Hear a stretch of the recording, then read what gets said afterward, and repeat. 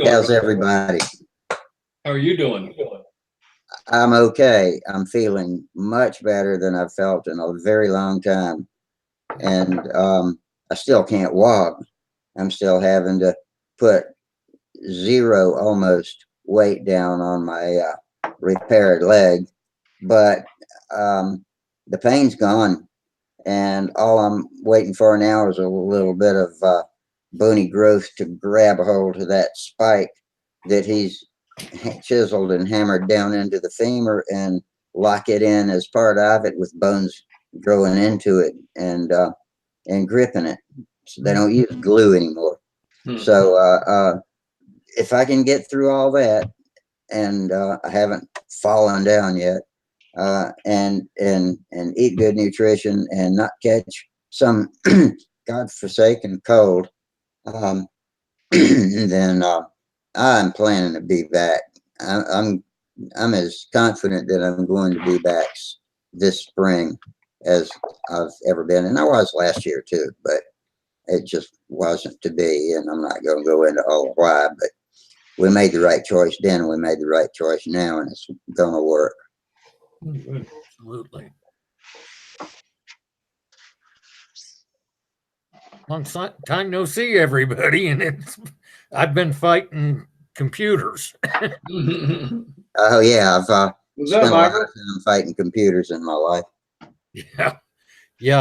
My iMac decided to lose all audio for some reason, so I'm on what used to be a Windows machine on Linux. What did you resurrect? Some old dust bucket from the basement or something? No, I bought a HP all-in-one off of eBay for $145. What's an HP all-in-one? It's a Pro 1400, and I bought Is it a desktop PC or a laptop or what? It's a PC. Oh, good. Desktop. Tom, what are you doing Put there? Linux on it. Huh? What are you doing there? Well, I've got playing some flute. fingernail marks on my balsa wood. Yeah. I put just a touch of water on my finger and go over the marks, and I take some heat, and it takes it all out. Yeah, well, yeah, I understand that. I thought you were applying something to it. Oh. One done. It weighs 8 grams, bottom shell. You got to put some holes in the formers? Yeah, because I know I'm going to have to, line it up on the side of the fuselage. I thought maybe I'd put the hole in it better with it glued in than without. How thick are the formers? Mine are 1/8 inch. That's about what I guessed. Yeah. Is that on a real aircraft or ship of any sort? Is that what they call bulkheads? Is that the same thing as a bulkhead? Yeah. Yep. Yep.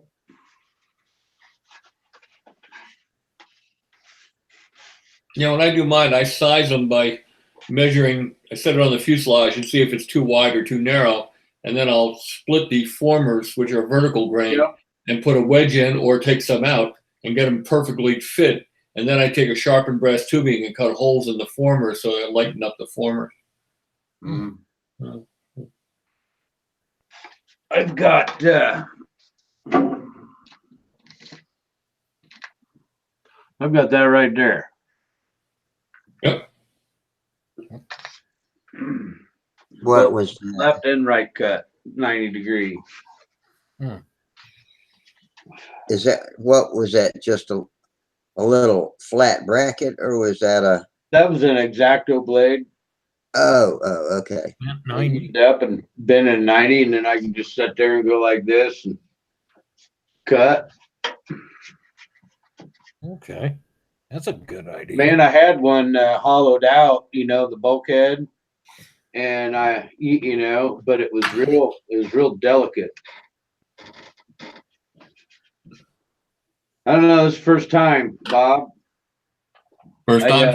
I watched your video. I got your video on it. You're the guy. I knew I had somebody watch it after.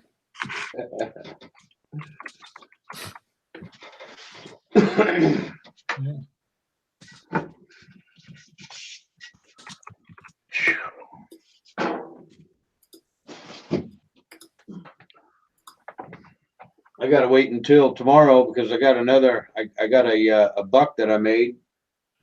I finally got it covered. That was kind of hard to do. After I'd done it once, then I kind of figured out. But this compound curve right here for this canopy, Yeah. yeah, that's rough. Yeah, but you did it. Yeah, I did. It looks great. I think it'll. Well, I think it'll turn out okay. I'll probably right here in this area right here. I'm gonna probably have to use a little bit of superfill. You know, after I cover it, Mm-hmm. I'm gonna cover it with silk span. Yeah, that looks good though. I kind of just made it up out of my head. Looks I'm like- kind of using a print from 1967. Some guy built this plane called a Caprice or something like that. Did you just hold sandpaper in an arch in your palm and do all the shaping of those curves? No, I actually used Sanding bar. I use those things that look like sponges, but they're not quite I soft. used stuff like this. Let me click on that. Yeah, okay. It looks like This my is the soft block that kind of forgives, but yeah this here is the best thing.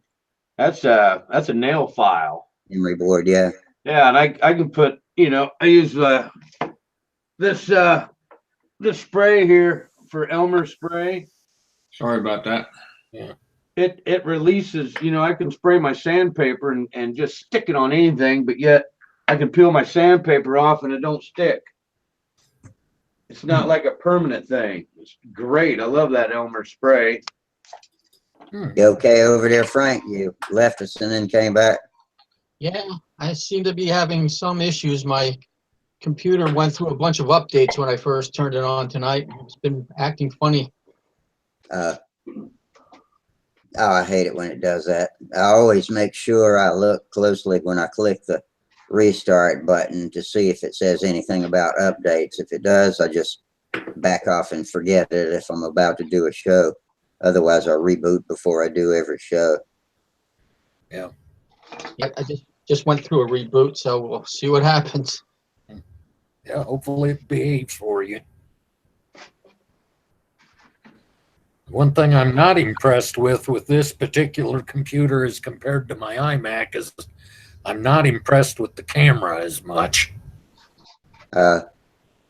It's I'm getting like almost a pixelated whenever another picture comes up. What about your video window here in the Hangout? If you mouse up near the top and you see that row of bars, it looks like the cell signal on your telephone. Yeah. If you raised that to a higher, just a higher, All the way up, you got it all the way up. I think. Okay. That's actually better. I think it was too high. If it's ever, yeah, it can be too high. If it's ever jumpy and freezing, then it might be too high. And it just gets blurrier as you reduce it. Oh, come on, dummy. Talking to myself. Oh, quit jumping. So, Tom, did you repair the roof on your house with that T-shirt on? This? Yeah. Hey, yeah, I don't know. The kids got it for me. It says Jurassic Park. It came with black smears. Huh? It came with the black smears. Yep. Oh, okay. Yep. Must represent the tar from the tar pits that they got all. The kids get you a dinosaur shirt on your birthday. There's What's that mean? Good catch, whoever that was. Yeah. Yeah. You could have given it to me, like on 4th of July or something like that. Why'd they wait for my birthday? Trying to tell me something, aren't they? No, they wouldn't do that. No.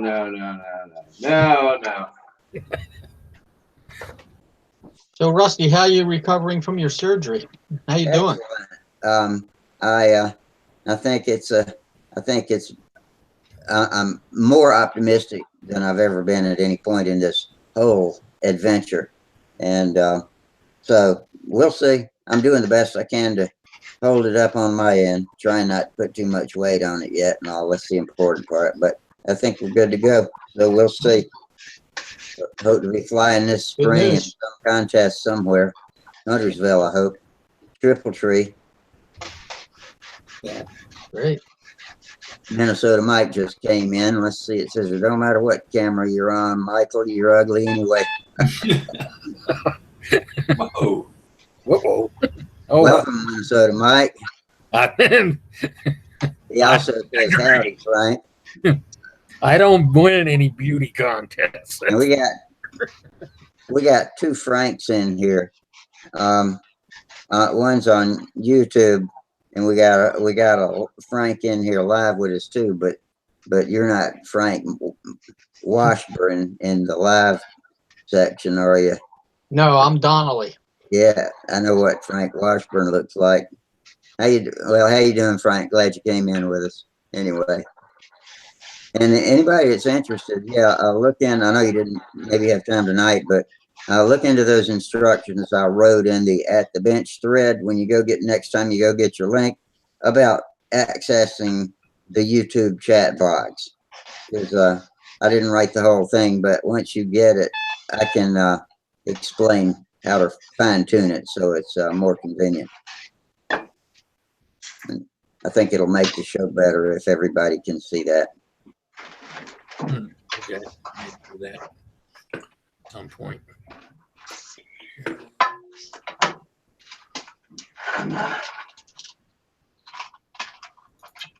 And we got one builder going at it. Wonder where Sparks is tonight. Probably resting. He might be on his way home. Huh. Being Friday. That's just a wild guess. I don't know. Who's that? Sparky. Marky. Oh, I don't know if you can see that or not, Tom. I got it. oh, It shows that the formers, after they've been sized, the holes in the formers. Oh, wow. I'm looking at it. My computer's not by my camera. Oh, That's showing up, Rusty? Yeah, showing up good. that's good. So you can take a little weight out of the formers, both in the fuselage and in the shells. You know, Yeah. I guess maybe I should have used an eighth by eighth square up top there. What do you mean?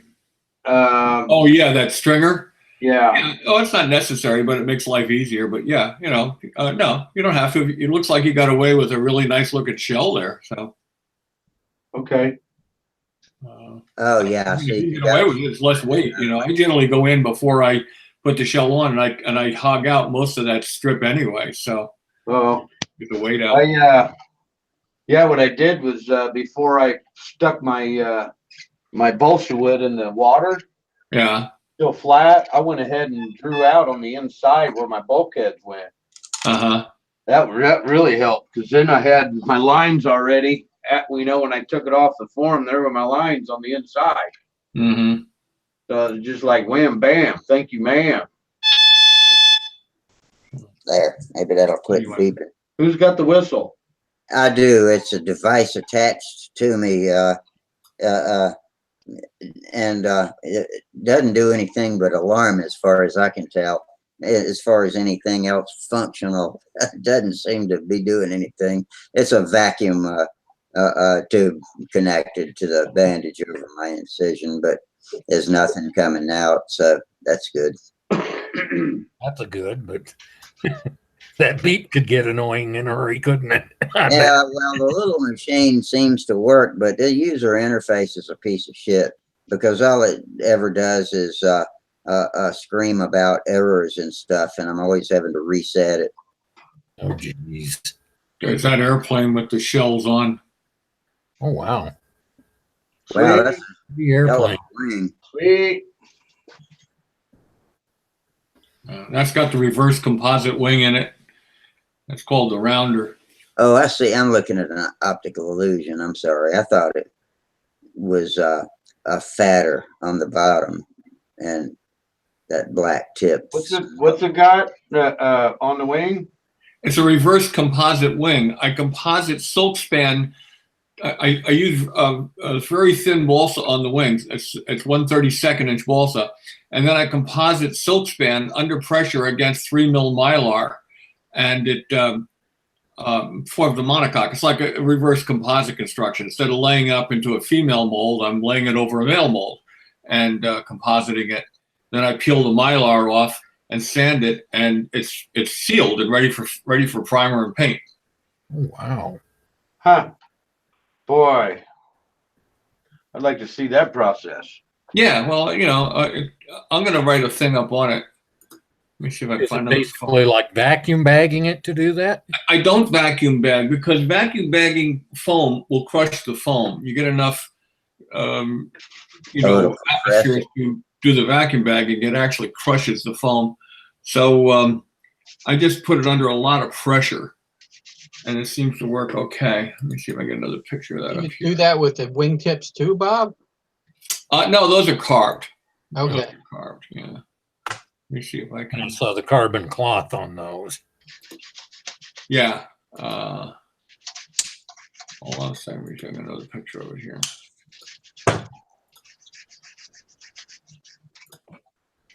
There's another picture of it. Oh, yeah. That's a sharp airplane. Well, you got how come the horizontal stab is so black? That's carbon.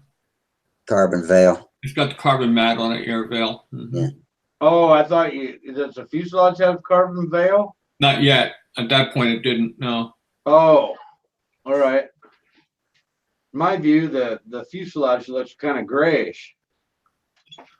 Maybe it's just my lighting. Oh, it's my lighting. Mhm. Okay, never mind. There, that's a little better. Is that an asymmetric wing? It's got about an inch of asymmetrical stability in it. Yeah. Mm-hmm. I think it's more of an optical illusion at that. Yeah, I keep seeing it and then I don't. So Yeah. Well, the outboard wing is about maybe not quite an inch shorter. Maybe more like 5/8 of an inch shorter. uh-huh. So do you do anything special? What's that? Do you do anything special to fill the, I'm sorry. I couldn't hear. I was asking if you put anything special to fill the carbon veil. Oh, no, just dope. It was the non-tautening nitrate. Okay. When I put it on the, because I don't have to put it on the wing because the wing's already sealed with the, the silk span with epoxy and everything. But when I put the carbon mat on the fuselage, I put on about 2 or 3 coats of non-tautening nitrate. And then I put the carbon on with about 90% thin dope because you want the dope to go through the carbon and soften the substrate that you put on, the coats of dope you put on, and attach it from underneath. Because if you put too thick a dope on, it won't go through and attach it, and it'll pucker. Okay. So you got to get the thinner through the, enough thinner through the carbon that it softens the coat you put on underneath and attaches it from underneath. Okay. I just seem to have a hard time getting it to fill wherever I used it. How long ago did you use it? I guess it was back in June, Oh, okay. July.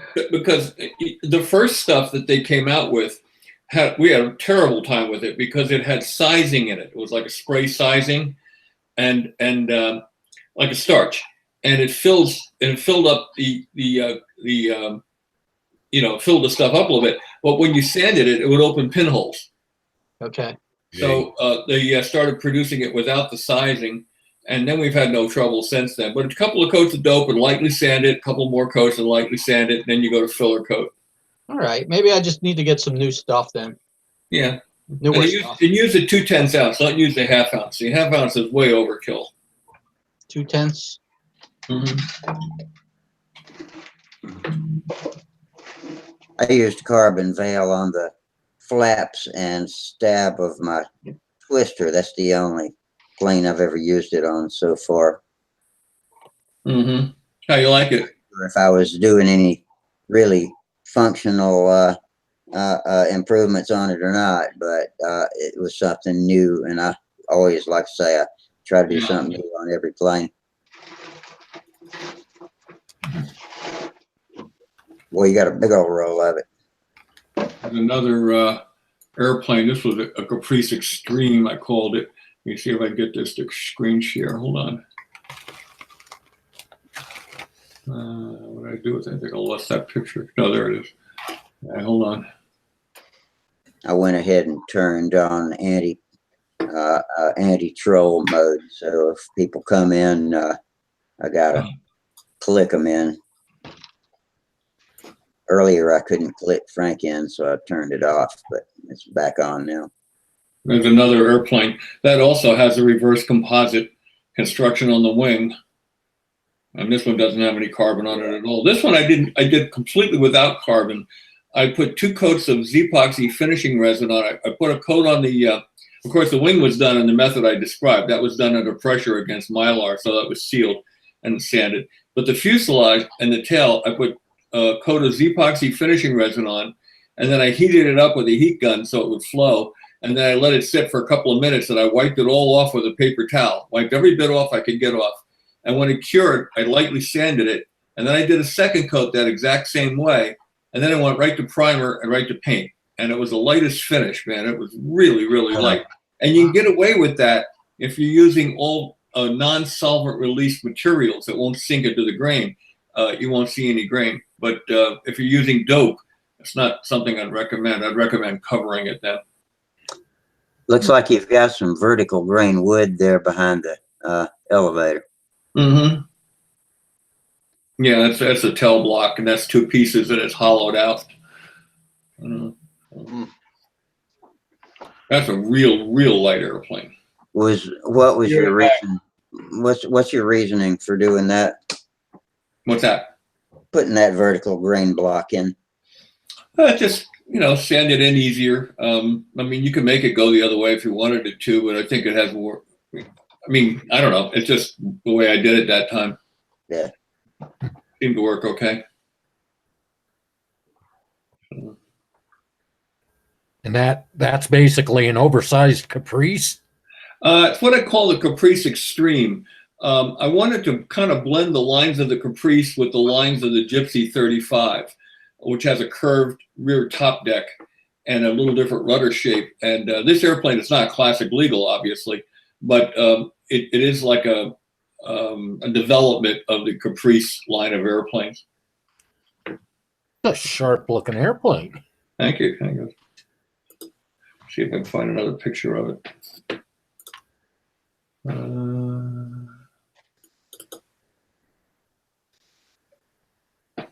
Yeah, here's a picture of it. Hold on a second. I'm still learning how to do this screen sharing. We should have it by the spring now. Yeah. Hey. There we go.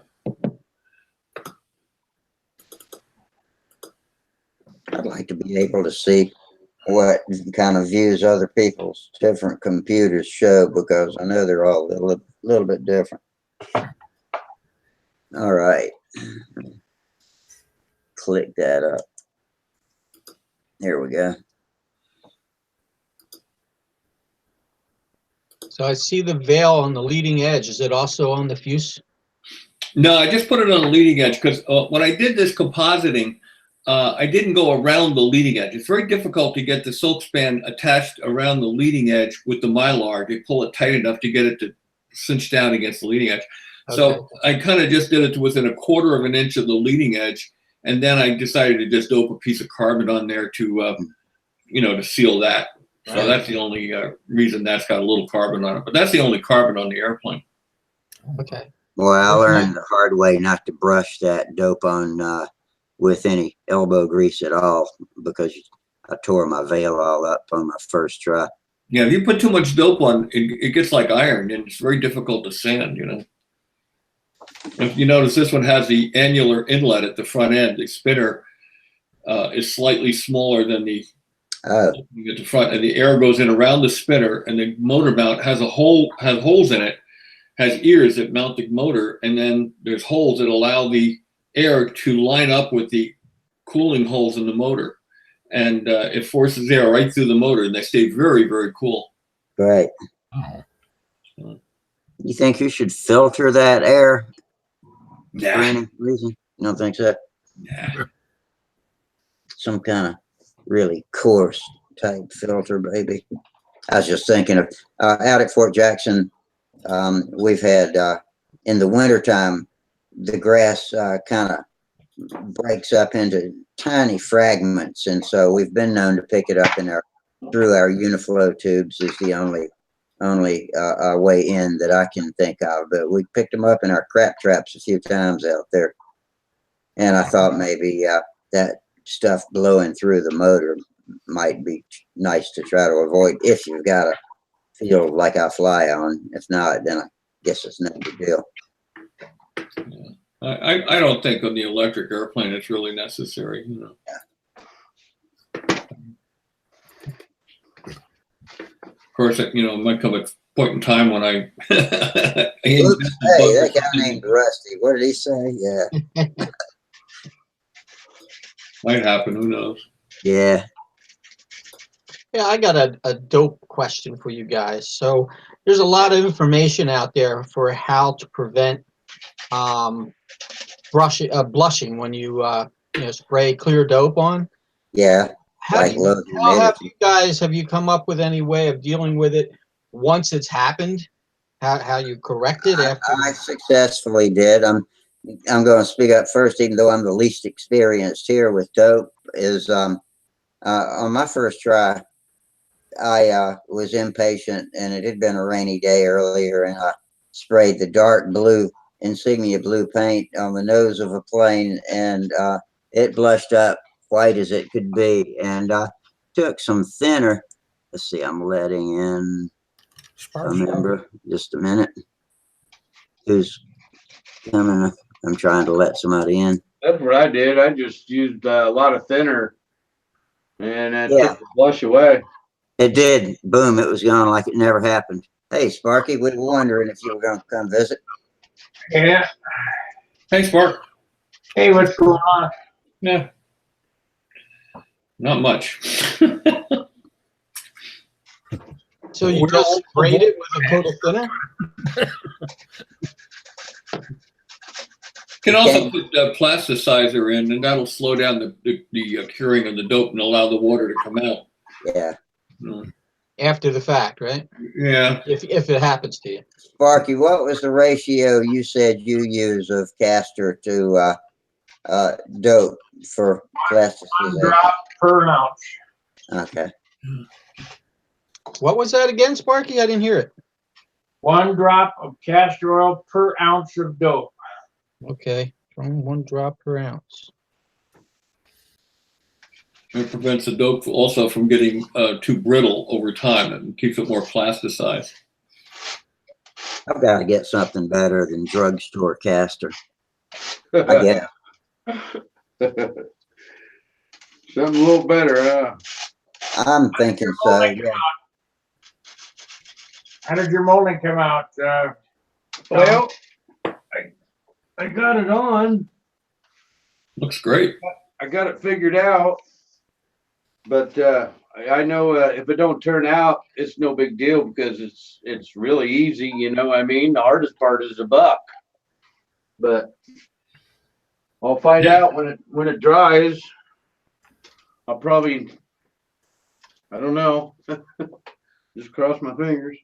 I like the little band. It looks good, you know, and straight. Hey, Bob, I got a question for you. Jordan and I were just talking. We were hoping Doran was going to come on.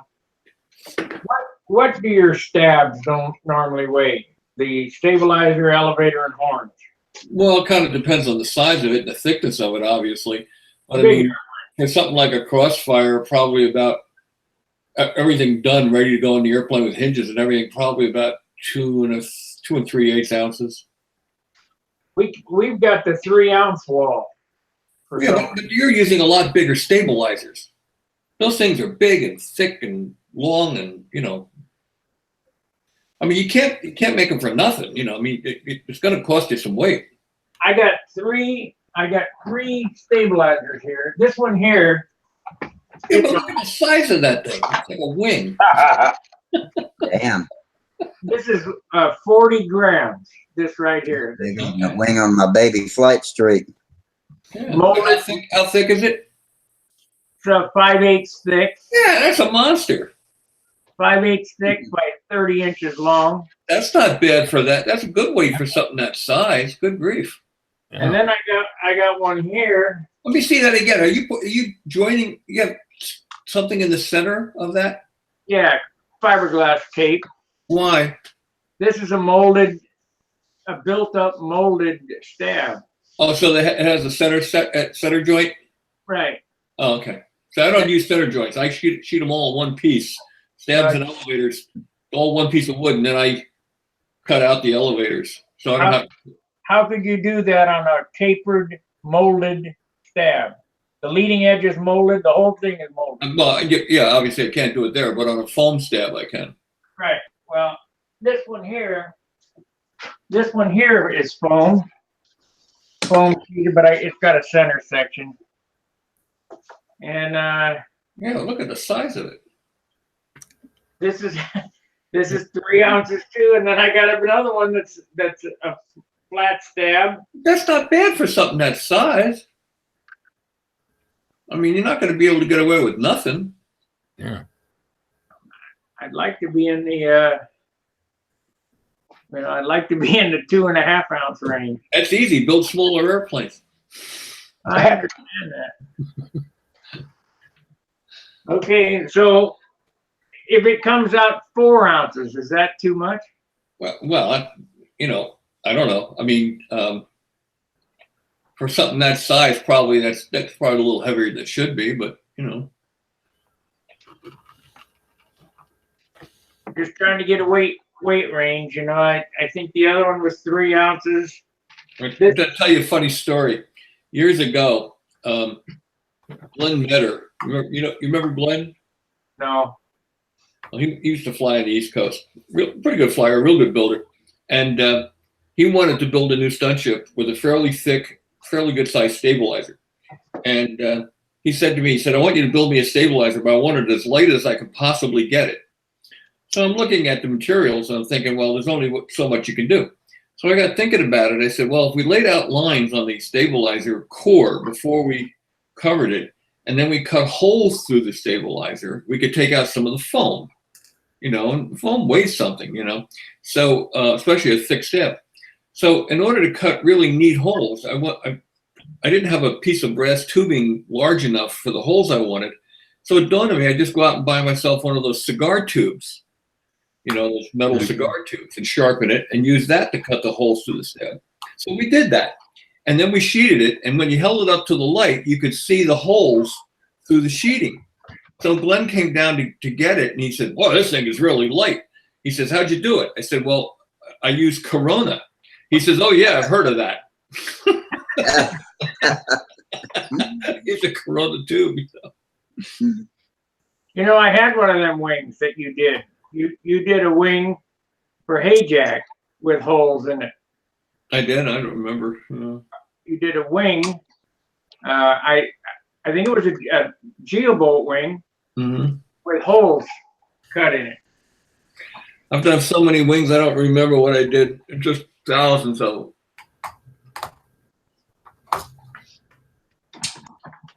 Well, It was a funny story though, because I said, yeah, it's a master flight with Corona, and he says, oh yeah, I've heard of that. I didn't have the heart to tell him. Corona cigar. I'm thinking about doing a lost foam stabilizer. Yeah. This David does them. This stab here is I went to Walmart and bought a 5 or a 1/2 inch popsicle stick, and I traced around and I cut the ribs, and they're every 2 inches, and then they're crossed in between them, you know, Uh-huh. and with a 1/2 inch square trailing edge, and then the molded leading edge, I molded around the buck, Yeah. and I put the halves on. But I'm kind of worried about this. Is it strong enough, you think? I don't know. Here, let me feel it. When it's hinged up, it'll be a lot stiffer than that too. I Yeah, think. when you get some covering on it, it's going to be stiff. Well, I ordered 4 yards of carbon veil, 2/10 veil. I'm going to do this whole airplane in Yeah. carbon covered with Jap tissue. Huh. My Monado there, it's 62 ounces. It's got a great finish on it. It just doesn't fly the way I would like it to fly. But it's great finish, and it weighs 62 ounces, and it's covered with carbon and double lock. So you saw that airplane, didn't you? Mm-hmm. Yeah, it's beautiful. Well, you build beautiful airplanes. No doubt about that.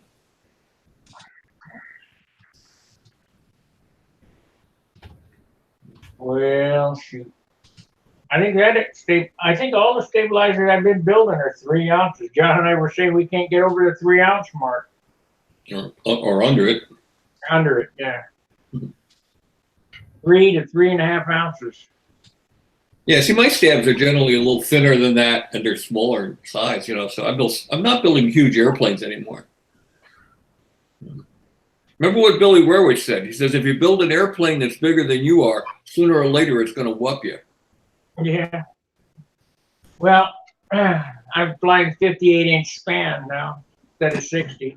Yeah, that's not so bad. Well, it looks like a big airplane because the profile is still 40 whatever. That's the key to it. Make the fuselages look big enough. They look like bigger airplanes, but they're really small. That's what David's isn't that big. It's only like 630 squares, I think. Yeah. Do you know what the squares are on this GOXL wing? 720. Wow. It's a big wing. That's a big airplane. It's a USA 1, is what it is. Yeah. You know, basically USA. So USA 1 with a little rounder leading edge. It's a little more radius on the leading edge. But the thickness and the size of it is a USA 1. Now, my wings are a little thicker than the ones that I have here, are a little thicker than what the other ones are because I use 3/32 sheeting on everything. Oh, yeah. So, What is that, a pencil width? All the way around like a yeah, it's like the Gieske thing. He traced around a nobler airfoil with a fat ballpoint pen. That's how he got his airfoil. Jack Snavely's got a question about the oil in the dope, and he asks, is the drop of oil in the dope on all coats or just the color? Well, I plasticized it all back in the day. Every time you mix a jar of any kind, whether it's clear, first coat, second coat, third coat, you always put a Now drop. listen very closely. I have to add a caveat here. It's one eye drop, take a dropper, and it has to be pretty exact. 1 drop per ounce, but it's food grade castor oil. Mm-hmm. Actually, there's a product that does the same job, but it actually, I think, works a little better. And that's the Flexol, yeah. Mm-hmm. Dave Brown gave me a quart of that stuff. It's hard to buy in that little bottle, so he gave me a quart of it. Lifetime supply. It was, except Werwich stole most of it. There's another thing, because you're close to Billy, I'm going to ask you about, because I never can corner him on his finishing technique. I know that he uses Aerogloss first 3 coats of clear. Is that correct? I think he used to. I think he went over to a non-tautening nitrate when he ran out of the Aerogloss. Non-tautening nitrate. Is he using Jap tissue or double lot? Jap tissue. Even the wings on his Thunderbolt? I think so, yeah. Probably gets them so light. That's how that explains it then. Yeah, because 1 coat of dope seals that stuff, and it's a pain to work with, but he's really a master at it. He's very good at it. I found a place in England that sells jet tissue 36 inches long, Wow. but they haven't emailed me back yet. It's a glider place. I'd like to try using that Japanese tissue and using the compositing technique I've been using with the 00 silk span and just try the Japanese tissue. It's got to be even lighter. And it's got to seal the wood just as well, you know. Well, it has to work because Japanese tissue looks like it's waxed on one side. Mm-hmm. Yeah, it's got a shiny side and it's got a grainy side. Mm-hmm. Which side do you paint? The shiny side. Put the shiny side up. Okay. It's the same with Dr. Paper. Yeah. Dr. Paper has a shiny side or a shinier side. And even silkspan. Silkspan has a shinier side. Regular silkspan has a shiny side and a grainy side. It's a little harder to discern, but yeah, it's there. Oh. And all this stuff's got a grain where if you tear it in one direction, it'll tear a long straight. Long tear chordwise. Yeah, so that's where this new silk span that, you know, the stuff that they took out the carcinogen, that stuff would tear both ways. That's why it wasn't real silk span. Yeah. Well, I got to tell you, for all the naysayers that are watching this, Dr. Paper works just as good as silk span. Yeah, that's what everybody says. Lou Walgas loves it, and he's a real good painter. He says it works great. Got my roll right here. I haven't tried the kind that they're selling on eBay that all of you guys have been buying. Some straight from doctors' offices. Mm-hmm. There's two kinds. You got to get the right one. Right. Yeah. Yeah. I don't know if I do or not. I have the number. Let me see if I can. Let me see if I can go find it. Get to my email bin because I know it's in there. It may take me a minute. So. If you buy a key for $29 or whatever it is, that's 10 lifetime supply. Yeah, you go with a bunch of guys and get one box of it, and you got enough for the rest of your life. Yeah, that's right. One roll is 10 airplanes. Well, all the people that were worried so bad when the tea paper got banned are happy now. I hope that they've got a cheaper, easier to find replacement for their silk spin. Because I think that's what that was tea bag paper, wasn't it? Yeah, it was what they made tea bags out of. And they found a carcinogen apparently in the manufacturing process. And when they removed the carcinogen, they removed all the properties that made it good for our use. Yeah.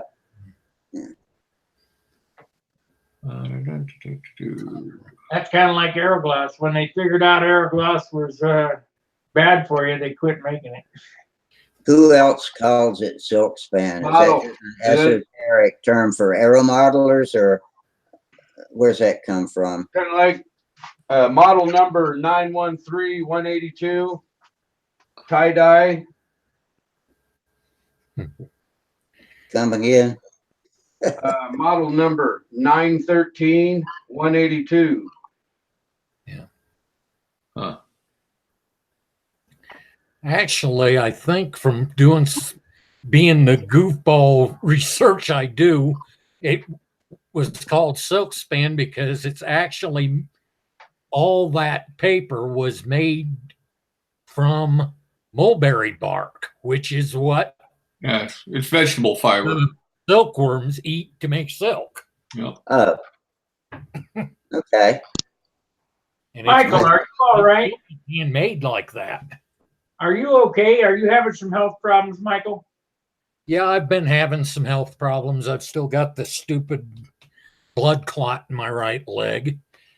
And I've had computer problems. I'm on a PC type now. This is an HP I'm on. My Apple iMac decided it wanted to lose all audio. That's why I haven't been on lately. I've been wanting to get on. I got on for a minute last week, and I couldn't hear it. So, does the system speaker make any noise? What? Does the system speaker make any beeps or anything? Yeah, the actual boot up works, but the Apple Ring, but I don't know, for some reason beyond that, I have no audio on that one. Hmm. Now I've got to get all of the stuff that was on it on this one. You gotta let Charles in, Rusty. Thanks. I didn't see him. Sorry about that, Charles. I'm clicking your button right now, buddy. I can't find that number. Somebody Okay. just had the number there. Was it you, One Tom, click. for that silk span, that doctor's office silk span? You had the number? I got another one here too, a number. 3 clicks.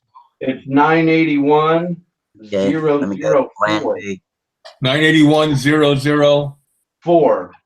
981-004. Yeah, it's 21 inches by 125 feet. The other one is 18 inches. There you go. I got a high aspect ratio wing I want to cover. Sorry about that, Charles. And my controls locked up. Hey, Charles. Hey, everybody. This is the one I got here is 21 inches, so it must be the 981004. Well, the 21-inch width will just about take care of that GOXL wing. That's pretty wide wing. Yeah. Actually, I kind of found a source through, I can't remember how I got a hold of them or whatever, through aeromodeling.com.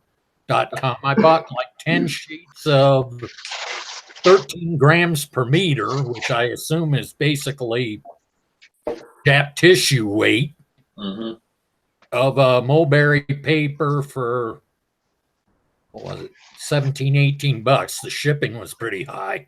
They're actually importing it from Japan. It's like 36 by 24 sheets. Well, remember, there's only one hobby, spending money. Yeah. Yeah, that's true.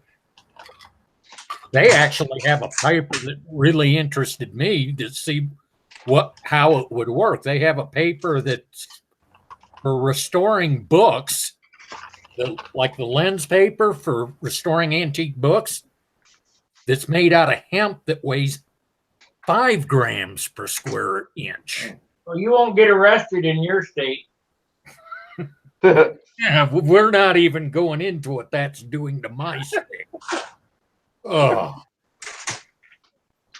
that's why we have probably 4 times the population of panhandlers that were here than when I moved here. You're going to be San Francisco pretty soon. Oh God, no! I went out to That's why I'm thinking about moving south. I went out to Seattle, to drive home with my son. He was transferred to Philly, and then he was transferred back again about a week and a half later. So I had 2 rides to Seattle. I couldn't believe the homeless situation in Seattle. I mean, the incomes up there are ridiculously high, and the cost of living is ridiculously high, and yet they got homeless living all over the place. I mean, little pup tents everywhere. Incredible. You know how you get over the panhandlers? Mm. When you see one coming, you say, stick your hand out. You got a quarter, got a dime, got a nickel? Can you help me out? That's what Scarizzi does out of Tucson. He was at the gas station gassing up to come home in his Cadillac, and the panhandler walked up to him, and before the panhandler could say anything, Scarizzi said, "Hey, man, you got $5 so I can fill my tank? I'm broke." Good for him. One of the places I think I'm never moving in the winter ever again. My wife and I moved down here in 2009 in January. Where do you live? I live 10 miles or about 7 miles west of Trinidad, Colorado. Wow. I'm almost out of Colorado. Really? And the problem down here, a town of 9,000, if it's lucky, has 36 pot shops because we're on the border of 5 states. All right. So we have panhandlers everywhere. You're down near the canyon? Yeah, I'm up the Highway of Legends about 6 miles. Yeah. Okay. I'm in an old coal town called Cokedale. It was I used to live in Aurora for a short time. Yeah. I'm thinking about moving to Silver City, New Mexico, and I could actually go to the VSC and be. Well, just move to Tucson, then you can fly there every day. You know, Yeah. that's where I want to move. Is nobody flies control line around here. Mm. I could easily move to Tucson and just put a pup tent on the field and have, batteries shipped in and fly there all the time. I want to tell you guys about a kid here in Dayton. His name is Peter Spigoli or something like that. He took his model airplane skills and built an ultralight. Wow. And Turnigy or Hobby King sent him the motors. They were $1,000 or $450 a piece. And he's got them big Zor carbon propellers on this thing, 2 engines, 2 motors. And then he's got, I don't know, it looks like about 100 pounds of Turnigy batteries. They're just huge. They're about that tall and yay wide, and they're big bricks.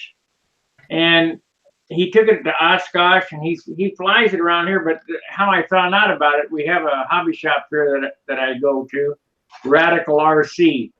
And he's got Radical RC on the rudder, but he's a kid. He's about 25 years old, and he's designed this thing all with his model airplane experience. And he took blue foam. It's a biplane. It doesn't look like an ultralight, but it is because of its weight. Right. We took blue foam, 4 foot wide, and cut. It's 4 foot wide, and I don't know. The sections are about 4 foot. But he corded out with a bow. It's a 3-cord wing, and then put 1/2-inch fiberglass cloth over it, and then resin over the top of that. The fuselage has got aluminum spars on it and blue foam. It's neat as hell. Wow. Did you get a picture of it? That sounds pretty cool. He's got all the videos on YouTube. He had to think about a lot of things that modelers don't have to think about, which Killing himself. Yeah. Like a life. A life in that cockpit, a real one. Let's see if I can find it. Do you see where this guy in the Swiss mountains? He went to take a customer on a ride and forgot to hook him in. Oops. And it was a hand glider. Oh, geez. Yeah. Yeah, the guy about fell off. He got it down, but broke his wrist. And how could you not forget to hook up your customer's lifeline? Yeah. Somebody needs to find a different job. Someone must have interfered with his whatever his train of thought was going.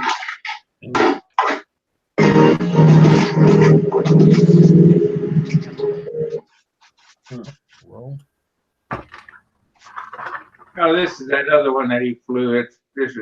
He built 2 of them. The second one is not as good as the first. Let's see if I can find it here. Peter Sharple. I'll show you this movie as soon as I can find it. While Sparky's looking for that, Charles, why don't you tell us what you've been up to last time? Charles. Well, I flew a little bit last week. Today is the first day in a long time that I couldn't fly due to weather. I know you guys hardly ever hear that, but it happens every blue moon here. Oh, wow.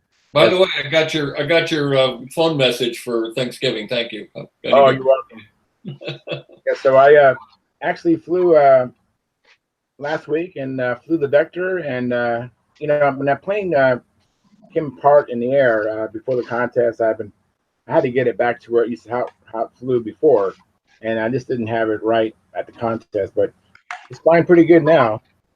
That's good. And then I had a really big surprise. My son, who I haven't seen in a long time, my oldest son, he's in the Air Force. He was out here for some training, and so he visited us, and that was great. And then we went to Legoland, and we had a great time. And there was one night when he was here, I didn't get on the call because I spent time with my son. And that's been what I've been up to, basically.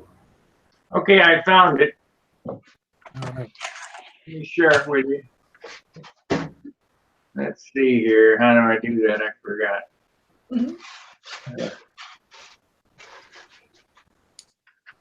Green box with the arrow in it. And well, I gotta.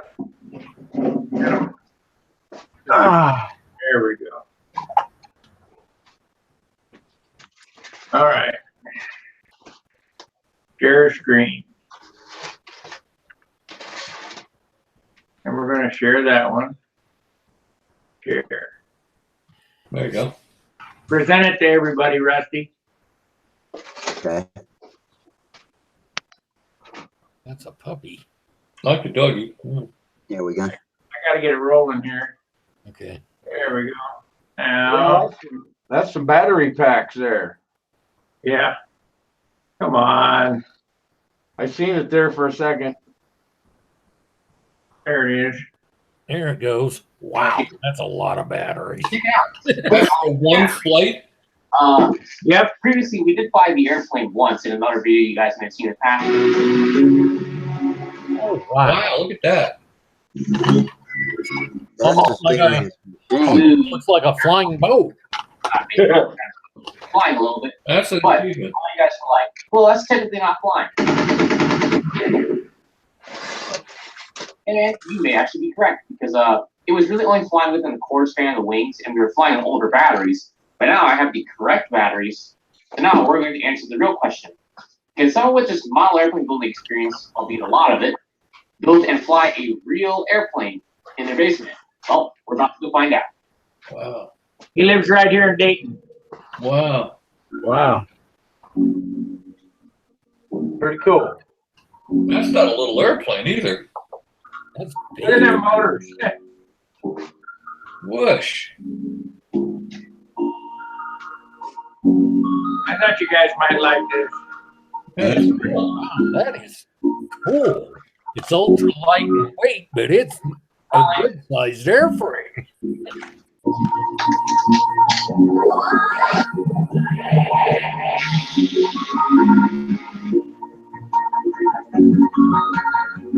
Outstanding.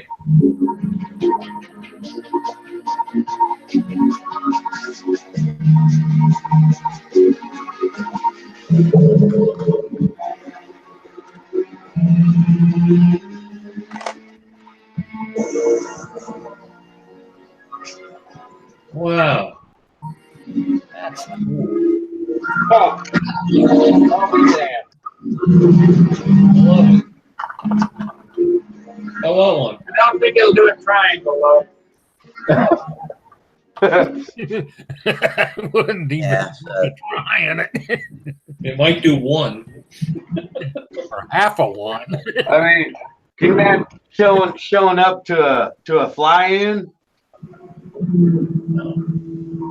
yeah, I think he's just crow hopping now.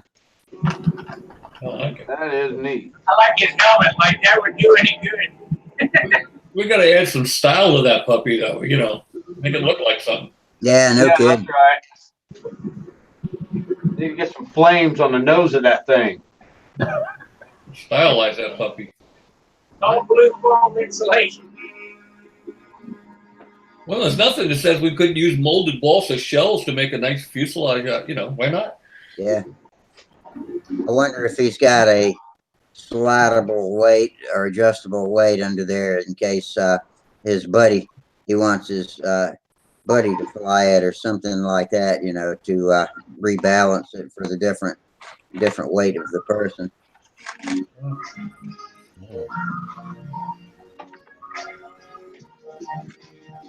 It looks like a Southwest Camel in a way. Yeah. Wow. Wow. Almost Got like his buddy flying his drones behind him. I like it. I do like it. Then almost looks to Haviland Yeah. with an oversized I wonder rudder. what kind of instrumentation, if he's got temperature sensors on the dashboard or anything like that. Probably just licks his finger and holds it up to see which way the wind's blowing. Wow. That's great. Holy crap, it's got a lot of power now. I push that thing forward, the thing jumps into the air. This thing flies amazing. Wow.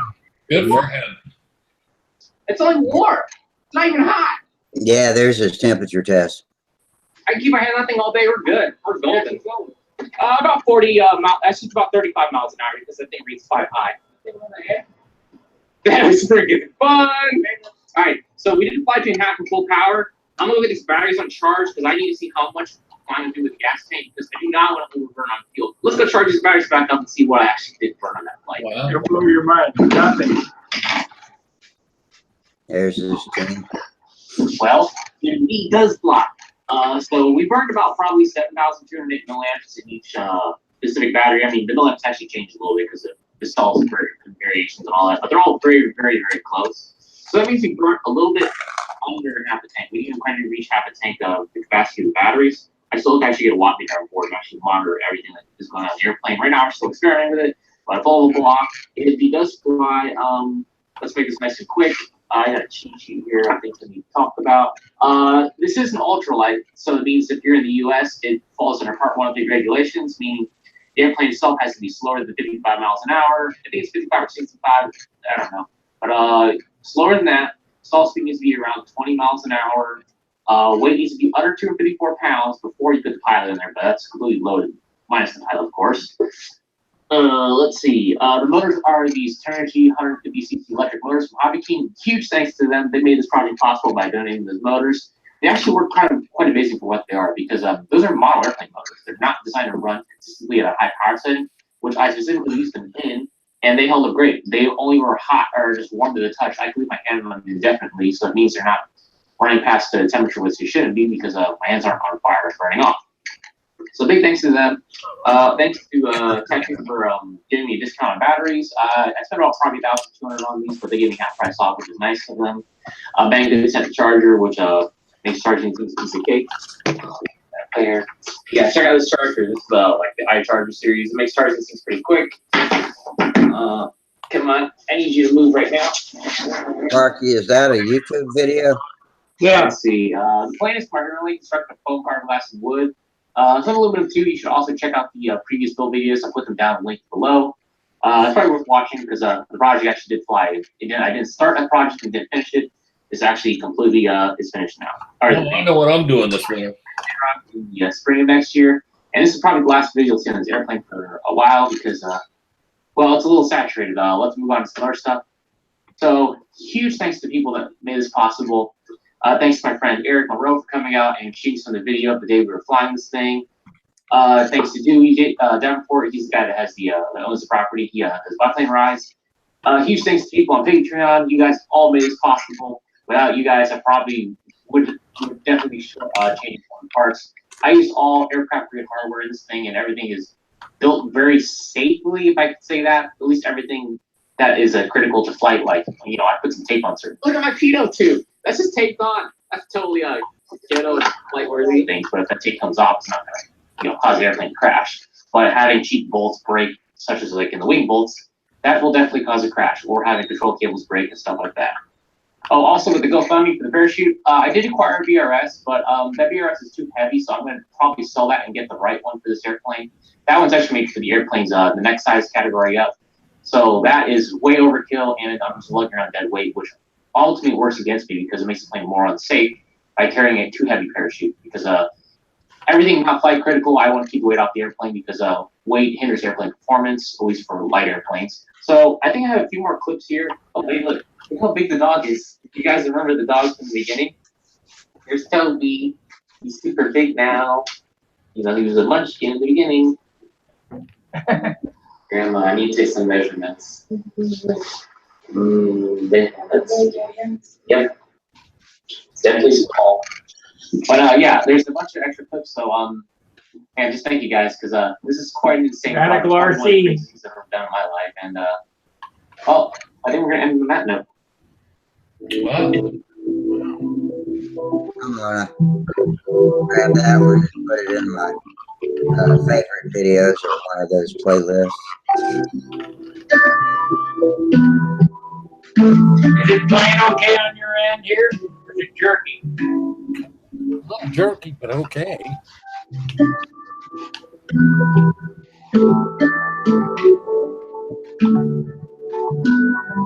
Get the monocode iron out.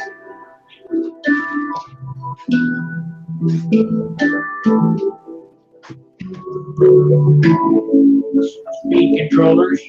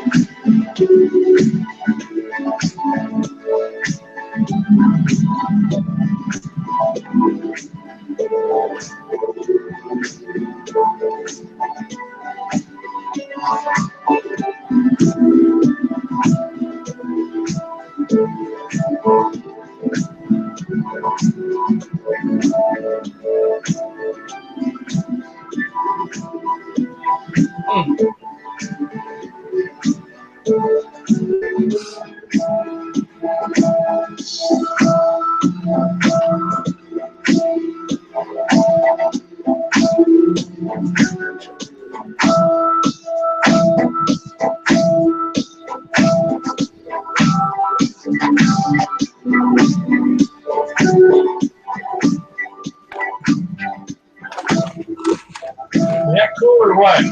Yeah, Very cool. Yeah, that's that very is cool. Very.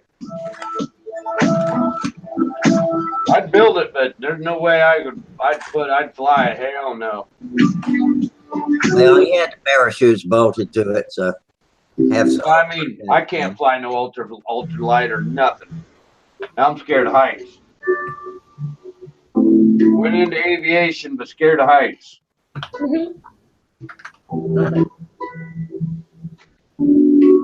Let's get the light show. Rail flies if I can stand on the ground and fly. Can we go back to the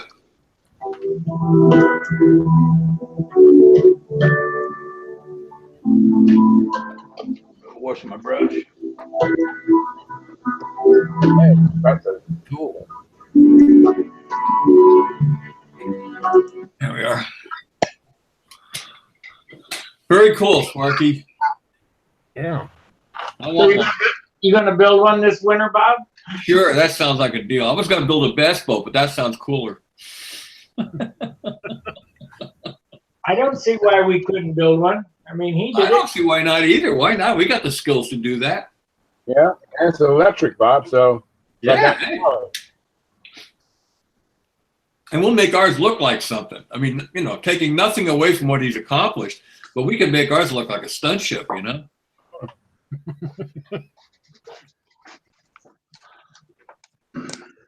I guess he's a real pilot or not? Well, if you took the airplane off and landed it, he's a pilot. Gotta let Mike Blanky in, Rusty. Thanks for the heads up. Here I come, Mike. Controls are Really good. cool. Visual. Gentlemen, I'm going to have to Yeah. punch off because tomorrow is my anniversary, and Happy anniversary. Happy Yeah. anniversary, Mike. I mean, Yeah, Bob. 45 years. Congratulations. Wow. 45 years. Wow. I'm cut out too. I gotta go to John's in the morning. Yeah. We're going out to a Figured I'd steakhouse just tomorrow come night. in and say hi, let people know what was going on, and find out if this thing worked for the Hangout, and it does. So, It does. all right, I'm gonna call it an evening too. Okay, Michael. Hey, come in again. Don't be a stranger. Yeah. Yep. I'll probably Gotta work try to come in now. Monday. I'm gonna punch out too. Good night, guys. All right. Good night. Bye, Bob. Good night, Bob. See ya. See ya. Yeah, good night. Good night, Sparky. Good night. Good night.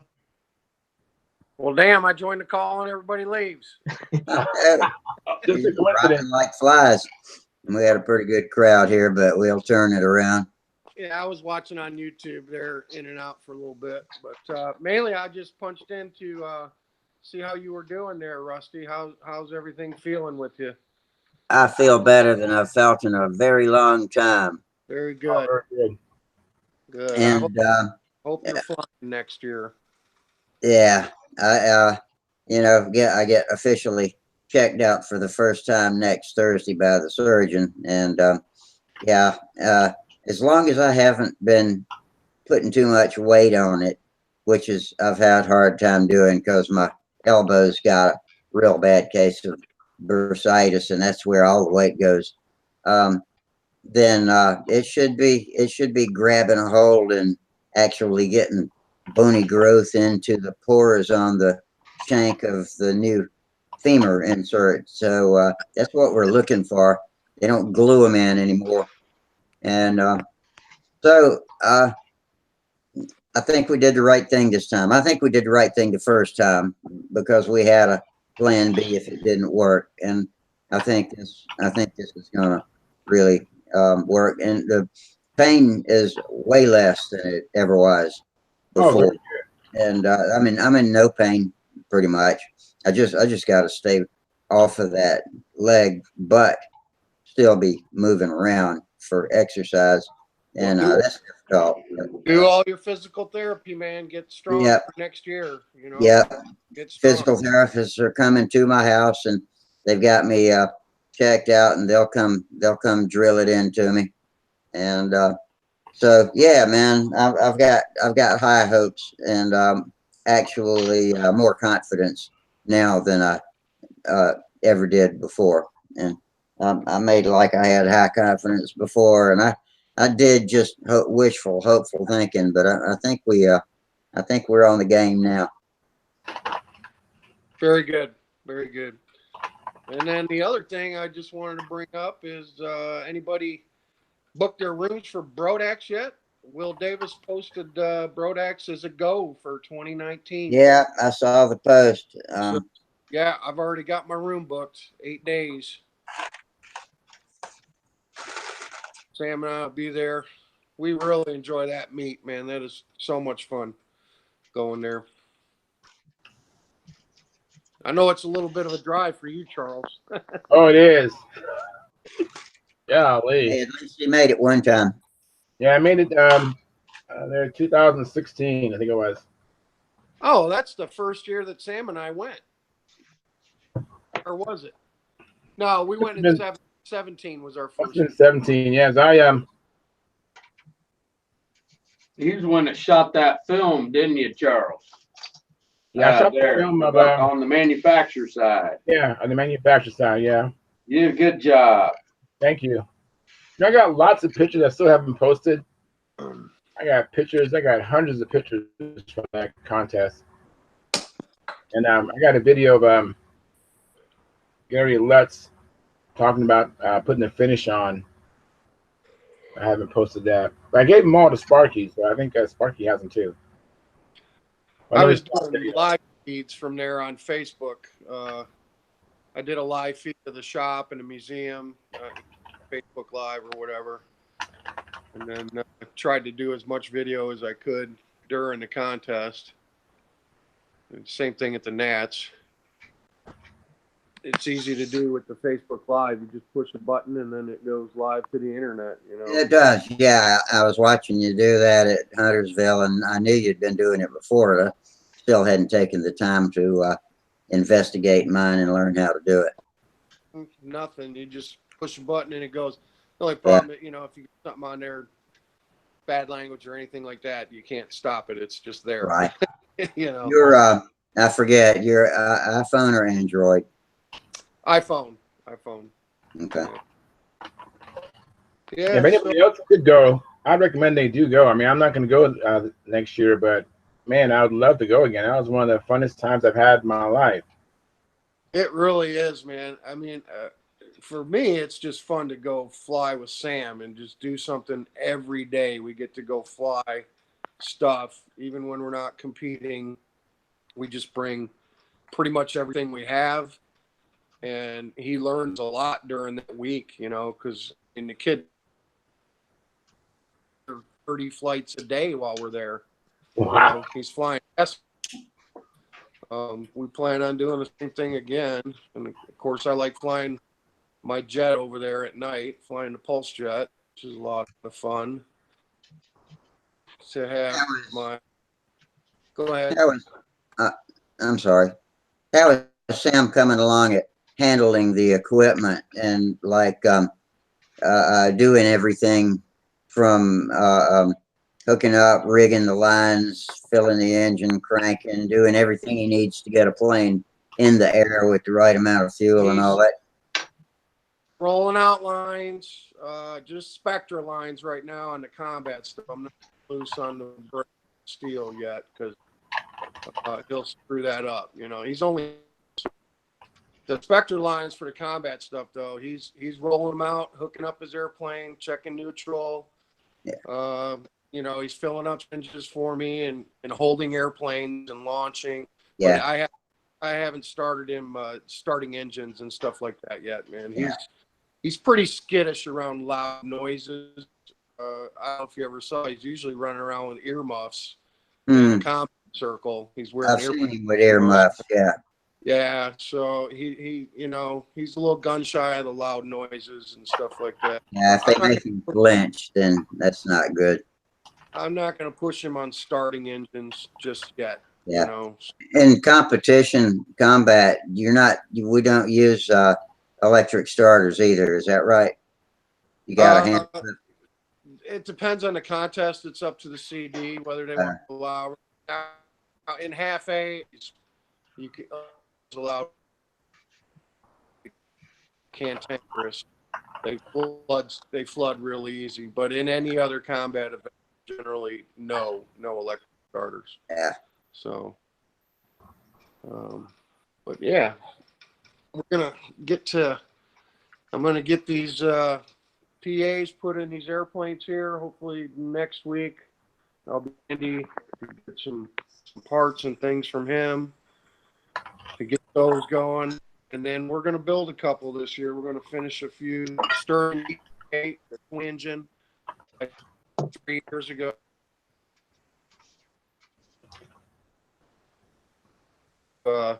Have my Pulse Jet Stunner done because I've also got a design similar to Dan's that I finished.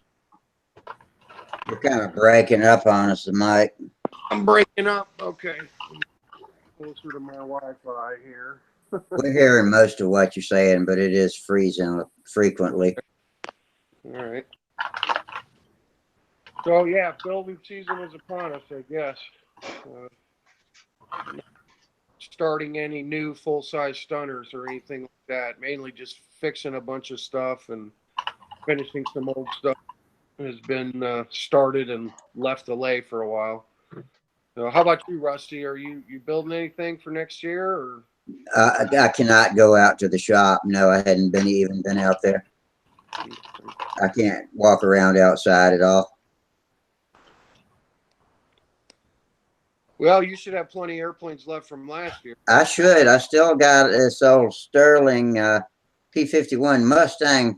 Somebody sold me a couple of years ago. I need to build. Oh, yeah, man. Yeah. Actually, I've got one I need to finish. I don't know if I showed this to you or not. Oh, shit. I don't know if I can get that thing. Have to get on. My Cardinal, you know, it remains less than half built. You guys go ahead and keep talking. I'm going to see if I can get this airplane down. All right. But, yeah, I talked about my Cardinal so much. I'm surprised it hadn't gotten up off its little wheels and built itself. Go out to the shop and the ferries put it together. So far, no good. Doesn't happen.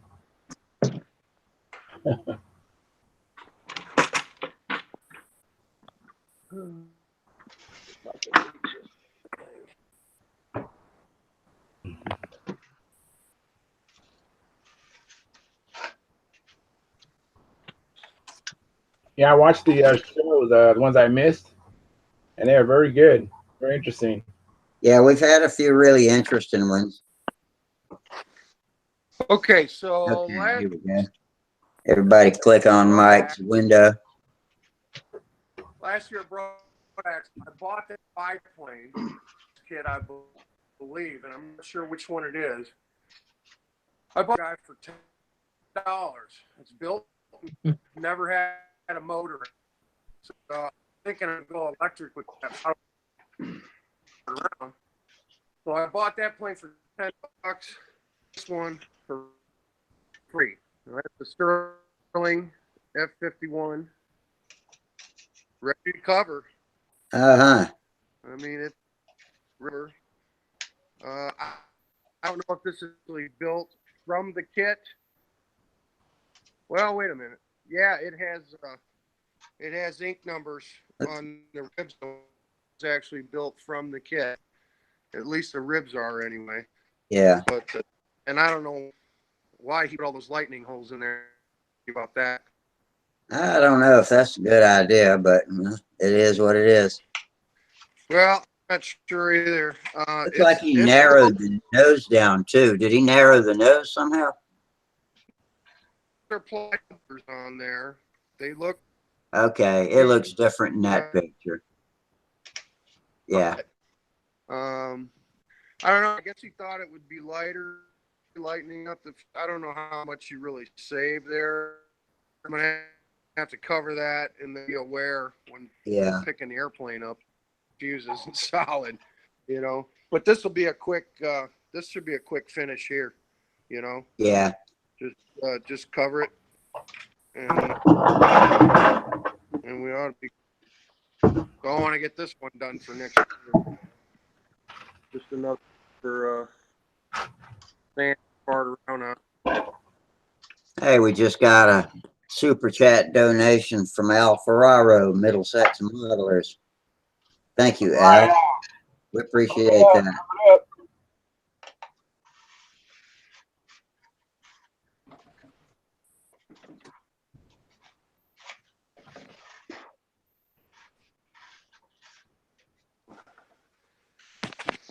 Al's watching on YouTube. He's not coming on tonight. What'd you say? I said Al's watching on YouTube. He's not coming on. Oh, I don't know. He just popped up on YouTube. A lot of times people will come in there first and then come over to the video side. Okay. I wrote new instructions. Now, for those of you on phones like you, Mike, I don't know if it'll help or not, but there's some instructions to hopefully make it easier in the at the bench thread where I post the links to the show. So next time, it's pretty easy, Rusty. I just go on Stunthangar on my phone and the Google Hangout link, and I've got Hangouts on my phone, and then I just ask to join the call, and it puts me right in. I don't know how much you're. I don't know. Some people's telephone configurations or whatever it is gives them more trouble. So I'm trying to help as many people as I can get to where they can watch both, because it helps me a hell of a lot, especially if we're talking about stuff that they comment on. It's pertinent to the conversation, and I sometimes lose track of them trying to keep them in our conversations and on time. And so I think you make the show more fun, better, more interesting, because we got 3-to-1 viewers, you know, over there compared to over here, and so they've got a lot to say that would get to be part of our conversation, you know, if they get in the habit of opening both windows. So I'm trying to get as many people doing that in the near future as I can. Yeah, Al says he's just chilling out, watching us on the phone.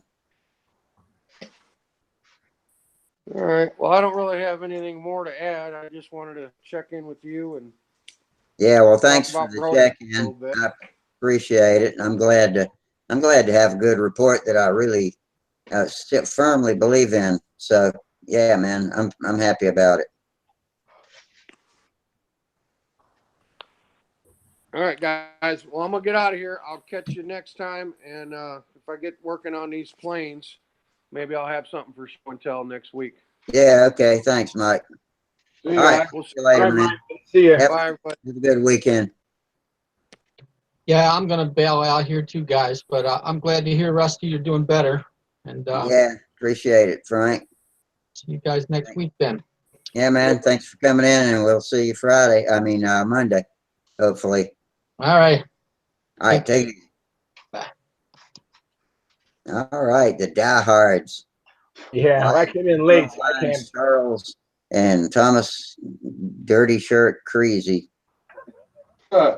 Hey, it's like that, man. It's tan like that. I could have sworn you'd probably been up there using black spackling on your roof or something. It's brand new. I just got it just a month ago.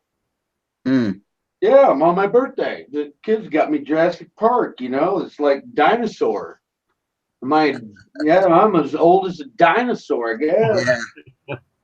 Yeah, it's a telling birthday present. Yeah, what the hell?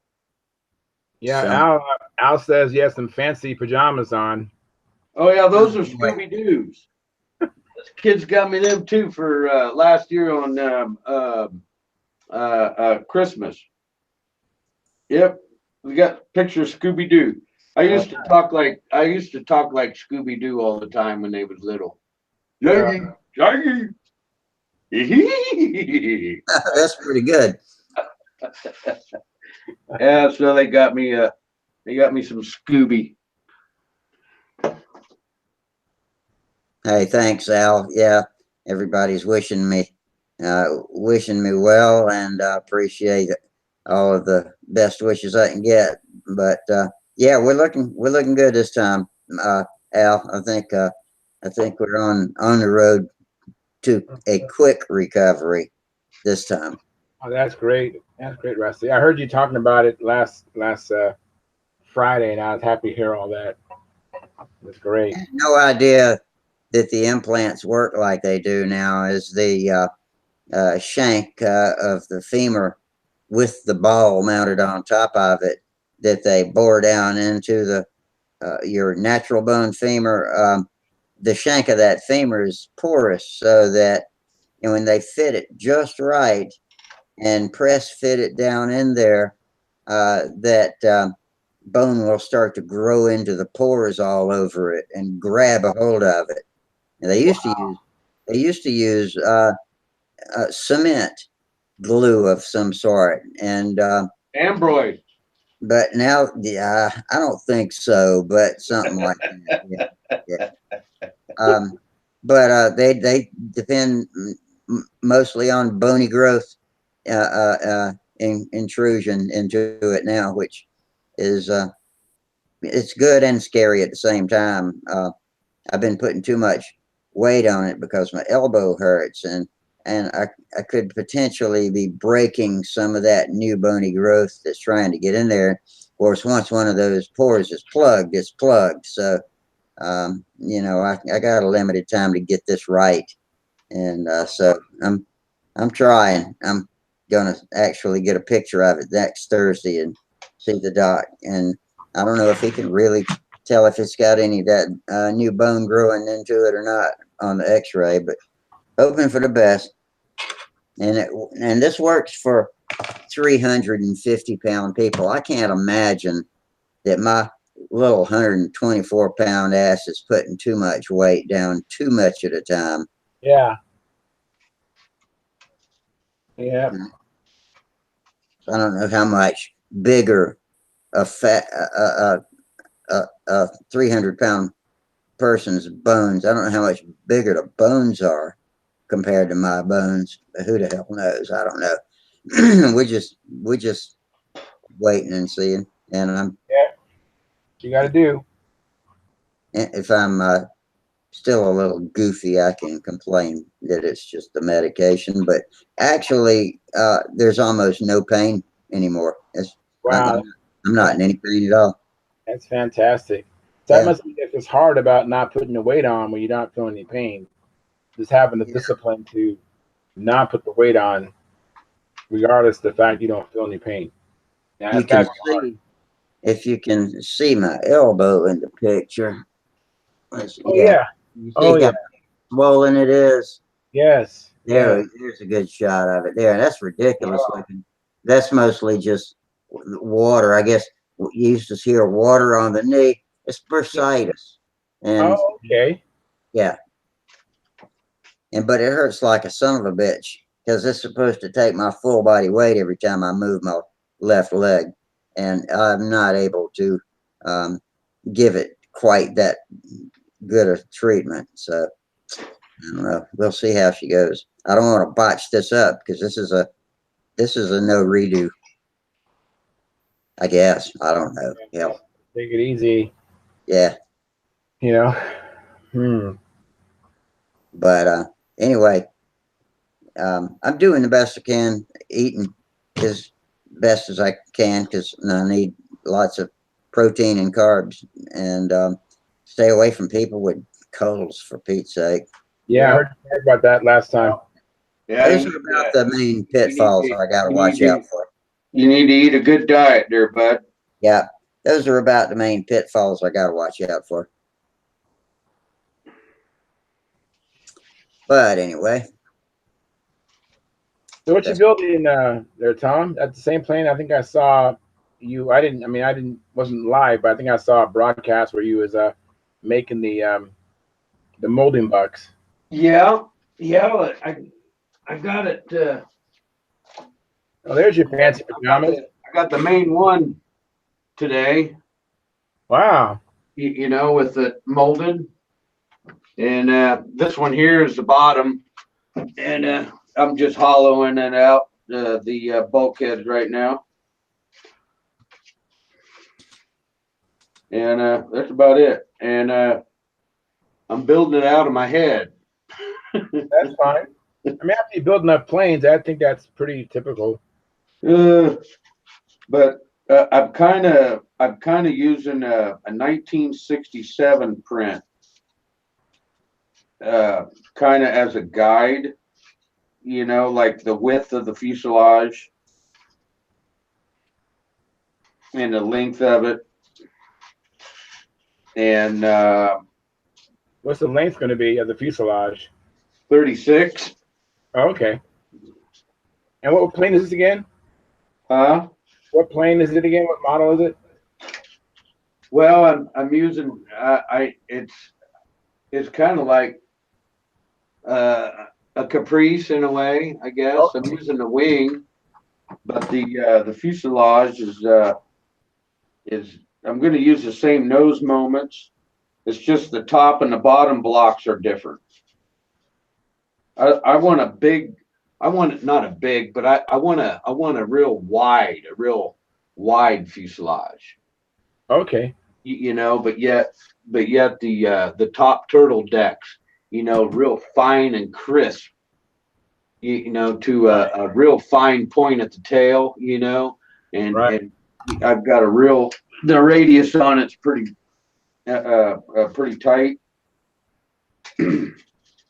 And the elevator or the rudder, that'll give it its character.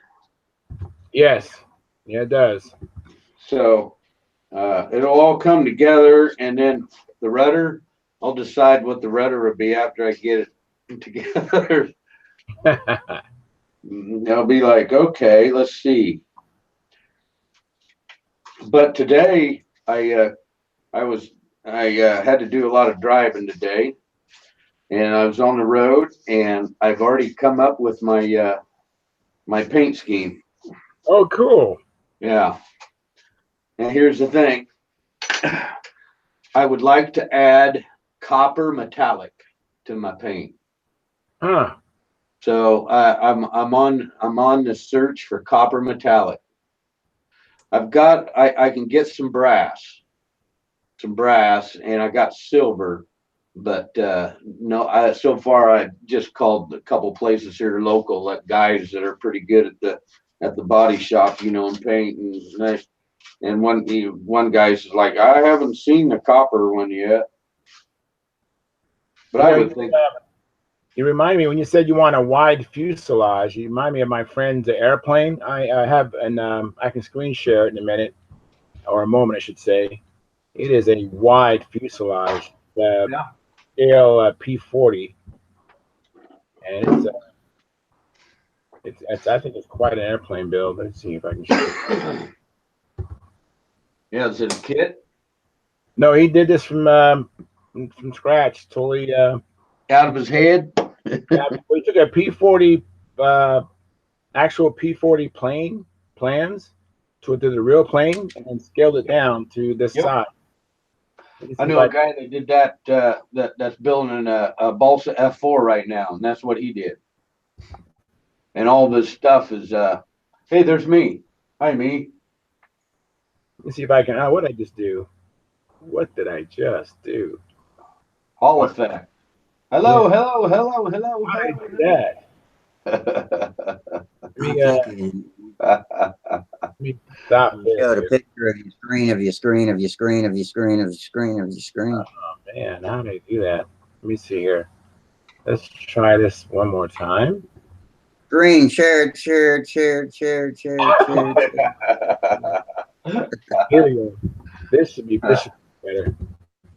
Okay. Woo, doggy! Look at that mother. Let me click over. Look at that mother. Oh, that's pretty. Let me see if I can get that one's got some girth. In other words, inboard to outboard. That's what you call thick. Yes. Who's that dude? That's my friend Bob Brooks. That's the one who actually helped me put my vector back together. Wow. This part. Is he out there in your area? Yes, we fly together, but he's having health challenges, unfortunately, with dizziness, and his eyes are tearing, or watering, I should say. He's not crying. His eyes are watering, and makes it very difficult to see, right? Yeah, it does. See that shot there? Is that a new shot showing up? You see this one? No, all I see is the old one. I just see the other one. Let me hang on. Oh, let's see here. What am I doing? I don't know. How about that? That's the old one, right? That's the old one. Okay, let me close that old one out. I got some better pictures here. All right, rookie, come on. Let's see. Well, this was a better shot. Let me see if I can get this one. Let me stop screen sharing, and I'll screen share again. The motor's running in this picture, actually. It's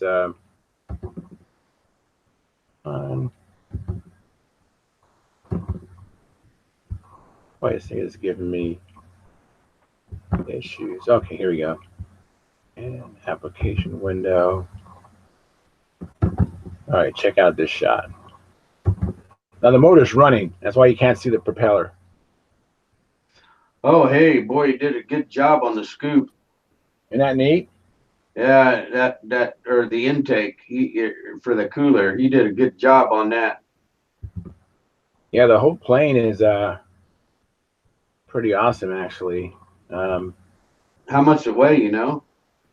It's a pretty heavy plane. I forgot what he said it weighs. It's in the upper high 70s, but he has a I think he has a Rojet 76 in there. Oh wow, well, that's a nice one, bud. Here's a close-up. Is a new picture showing up yet? We still got the nose on picture.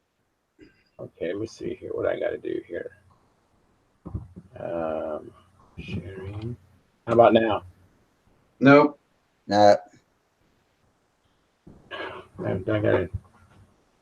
Let's see here. Go back to here.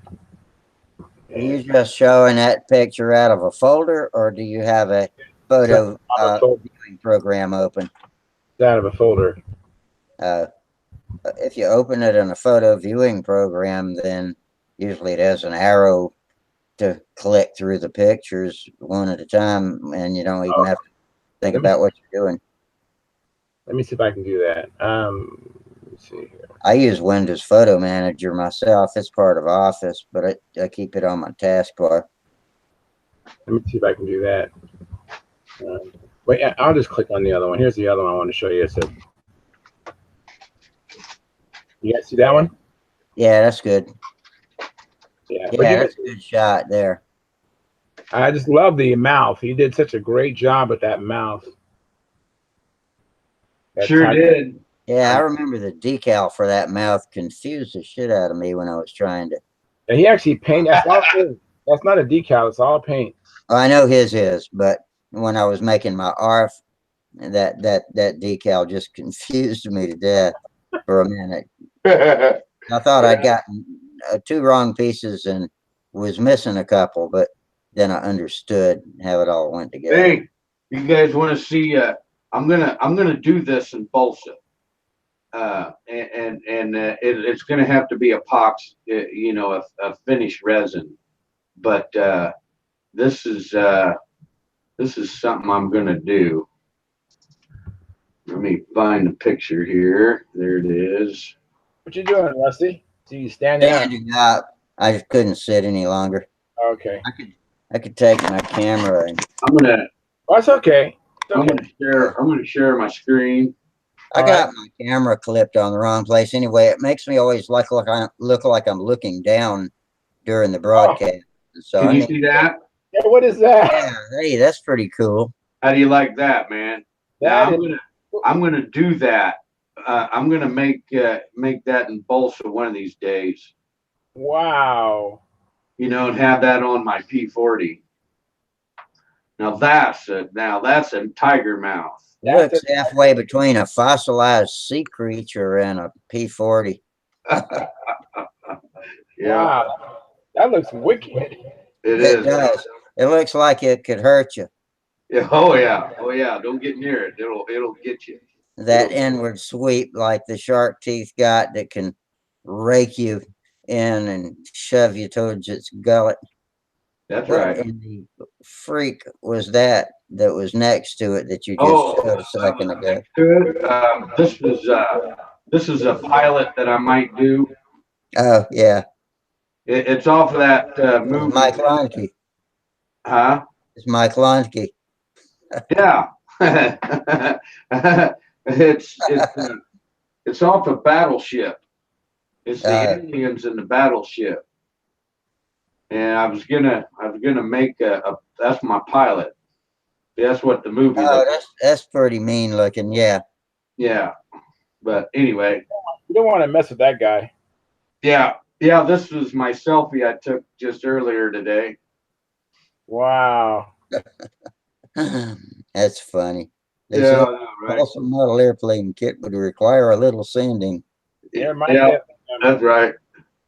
The video that we did with Balsa Man, his friend George Vetrini, was building a RC, an RC Streg, I think, a big honking plane, and he was just sanding with a power sander and just letting all the dust fly. And he basically was called Balsa Man. Here's an interesting thing. This is one of my modeling friends, but he's over in Ukraine. And this is his profile. I thought it was kind of interesting what he did with the plywood. See how he made the canopy? Yeah, I do. I just thought that was just neat as hell. That is. What's he gonna cover that canopy with? He just left it open. Oh, really? Yeah, got a pilot in there, and he just left it open. It's painted, you know. It's so clear it ain't there. Yeah, I like the tail feathers. Oh, that's gonna be on this plane. Oh, that's cool. Yeah. Now, what does that PF stand for? You know? I don't know. That's not going to be on there. It'll probably be TC, Okay. Tom Creasy. There's a nice one. Yeah, Oh, there it is, right there. That's it, right there. Wow, that's it done. Wow, it's Yep. nice. Yep. man, that's a huge I forgot difference. I had that one. Oh, that is nice. I like how he did those windows. That's kind of interesting. Yep. Yeah. He just. Yep. Yep. Nothing there. Just a pilot in there. It was kind of cool. Minnesota Mike said that's rat fink. Oh, what? Rat fink. A rat. Where'd we see that? Oh, back here. That is rat fink. Sure as hell is. Yeah. Yeah. Well, I didn't even know that until you. Ah, man, that just opened a peek in a cabinet in my brain that hadn't been open for a long time. I never heard of that. Rat finks and Union 76 balls on the antenna. About that time. Oh, Yeah, I used to have little rat fink things. I don't remember what we did with them. Boy, Minnesota Mike, he knows everything, don't he? Yeah. Another P40, I see. Yeah. There's a kind of an interesting twin plane setup. Yeah, that is. You know, lead out lines right here, you know, and zip ties right here. I don't think I'd do none of that, but I kind of like the basic shape. He looks like my gobble swamp tail. That's what I was thinking of. Yeah. Yeah, he copied me, man. That's what came to my mind. This is really cool. This is make a cowling out of foam. Yeah. Right here. Put it on your lathe, and then you can you know, fiberglass cloth it. And this is the work I did the other day, man, for a customer. Wow. His muffler bearing was bad. But I got it changed for him. That's a brand new one I'm putting in there. That's funny. Yeah. That's funny. Was there a caption with that or anything? I didn't know. With this? Yeah. Oh no, I just kind of put it on there. Like if someone on Facebook is like doing something about a part and it's not working right, you know, or something, or I got a noise in my car or something like that, I say muffler bearing. Yeah, this could be it. Muffler bearing. I was still in a stage of slack-jawed wonder when you finally said that's what it was. So it hit me about the time you said it. Yeah, that's funny. I could see someone going to a mechanic going, I think it's my muffler bearing. That's what my friend Tom Greasy told me. Yeah. Yeah. I don't know about that one. That probably go, okay, we can definitely overcharge this customer. Oh, that's my DNA I got from the doctor. That's all our DNA. Yeah, that's what I got the other day. Oh, shit, there's me. Right. Boy, that was alert duty over there. I had a flak bullet vest on that day and hard helmet. Wow. Oh, that's a beautiful plane. What is that? Oh, it looks like I'm not sure. It almost looks like a hurricane, but you know, it's got an American star on it. I know it's right for a hurricane, is it? No, the hurricane has a big belly on the front underneath the spinner. That's not a hurricane. Yeah, but you can't see it. I'm Hmm. not sure. Yeah, that's pretty. Oh, that looks good to me. That looks good to me. Can you see Friday? Nah, it's your damn camel in the way. I don't always stop and look at airplanes. Oh wait, yes I do. Yeah. I like the plane though. Yeah, that's a pretty plane. You know. Oh, this here. You ever seen these? You ever seen this? No. This control here is what Chris Rudd uses. This is a Chris Rudd setup. Interesting. Yeah. What do you do? Well, it basically, what it does is the flaps and the control, they float just a little bit. So when the airplane will, it won't make it hunt in the air while it's flying level. I see. In other words, you got to give it a pull before the flaps even activate. I see. And he says it's just like power steering.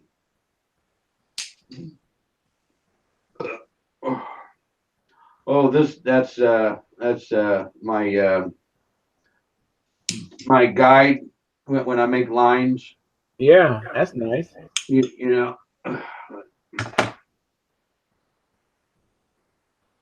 I like that. That's nice. Yeah. Now there you go. There's an airplane. That's got a looks like it's got a pulse jet on it. Yeah. Damn, where's Mike Landau? See, look, it's a control liner. It is a pulse jet. Yeah. Huh. That's kind of a neat one. There's And another one. well, it's the same one, I think. Oh yeah. Okay. Yeah. Yeah. Well, that's it. That's it. Okay. Hey, thanks for the show and tell. That was great. Yeah. Yep. Yeah. Hey, you learned how to do a muffler bearing. Yeah. Sure did. If I hear rattling my muffler, I'm gonna think of you. I mean, that must be a muffler bearing Tom was talking about. That's the funniest thing I've seen all week, I gotta tell you. Yeah. Not longer than that. I hadn't seen all that much funny stuff lately. And what you drinking there? Iced tea. Nice. You plan on being up tonight, huh?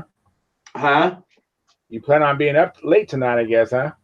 Well, man, it don't bother me for some reason, really. Oh wow, okay. Iced tea, it don't really. Well, I Seems think I like got my said wings. something about blinker fluid, but I don't see where it exactly fits in. Fits right in. I got some blinker fluid. If your muffler bearing gets stuck, you can just soak it in some blinker fluid overnight and it'll clear right up. Exactly, that's right. It does. You're absolutely I'm right. gonna go to AutoZone and see if I can find some of that blinker fluid. In a crock pot, put the blinker fluid in a crock pot, and then put your muffler bearing in there. Wow. Now they must have blinker fluid in some other state other than California. I've never seen it. Well, I think I'm about ready to start building the wing now. I guess start building the ribs. Very nice. Yeah, I have one lost foam kit I bought from Bob Hunt. It's from my Thundergazer, and I bought the polyacrylic stuff to protect it. I thought I saw that on somebody's table. Yeah, maybe it was Tom's table, but anyway. Yeah, that's what I just used. I used that polyacrylic Minwax water base. I've used it before for laying the first coat of paper down.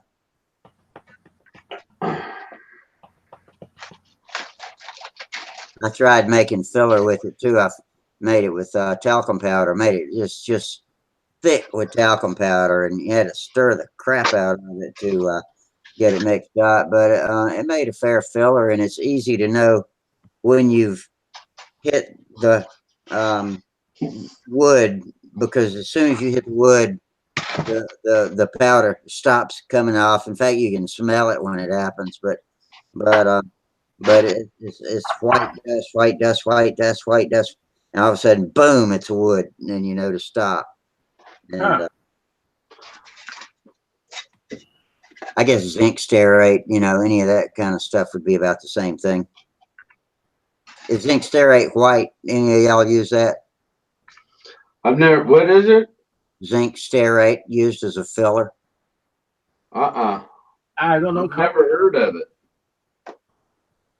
You know, I remember I was talking to one gentleman. He said to put some zinc stearate in your fuel when you want to break your motor in quickly. Just run a tank of that. I forgot how much you add to the fuel, Yeah, but that sounds like a bad idea to me. It'd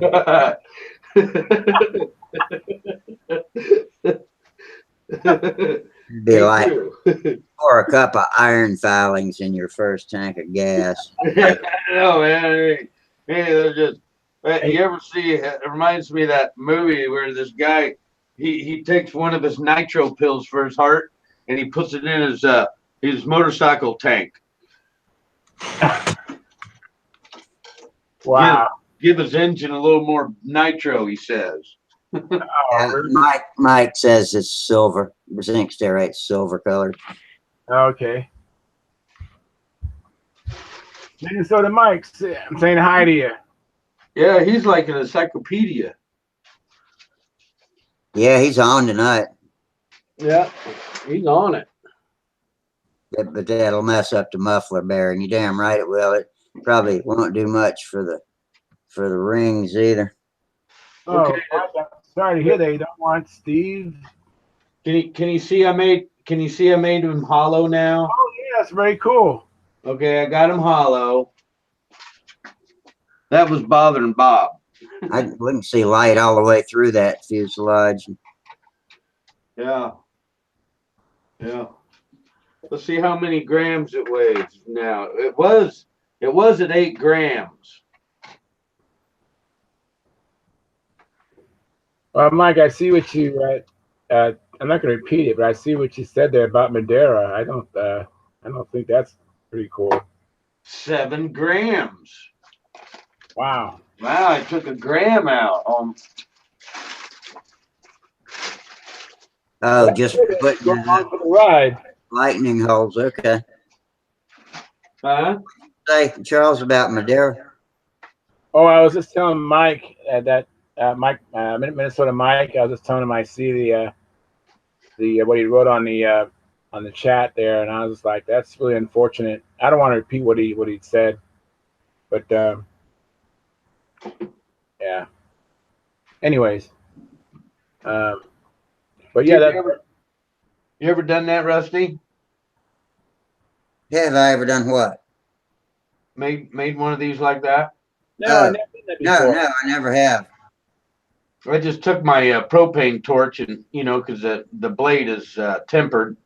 So you just soften it, anneal it. And I bend it 90 degrees. Yeah. And I made 2 of them.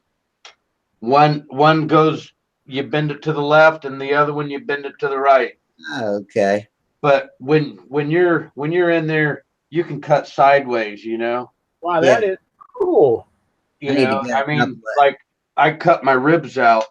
I hollow my ribs on the inside of the wing.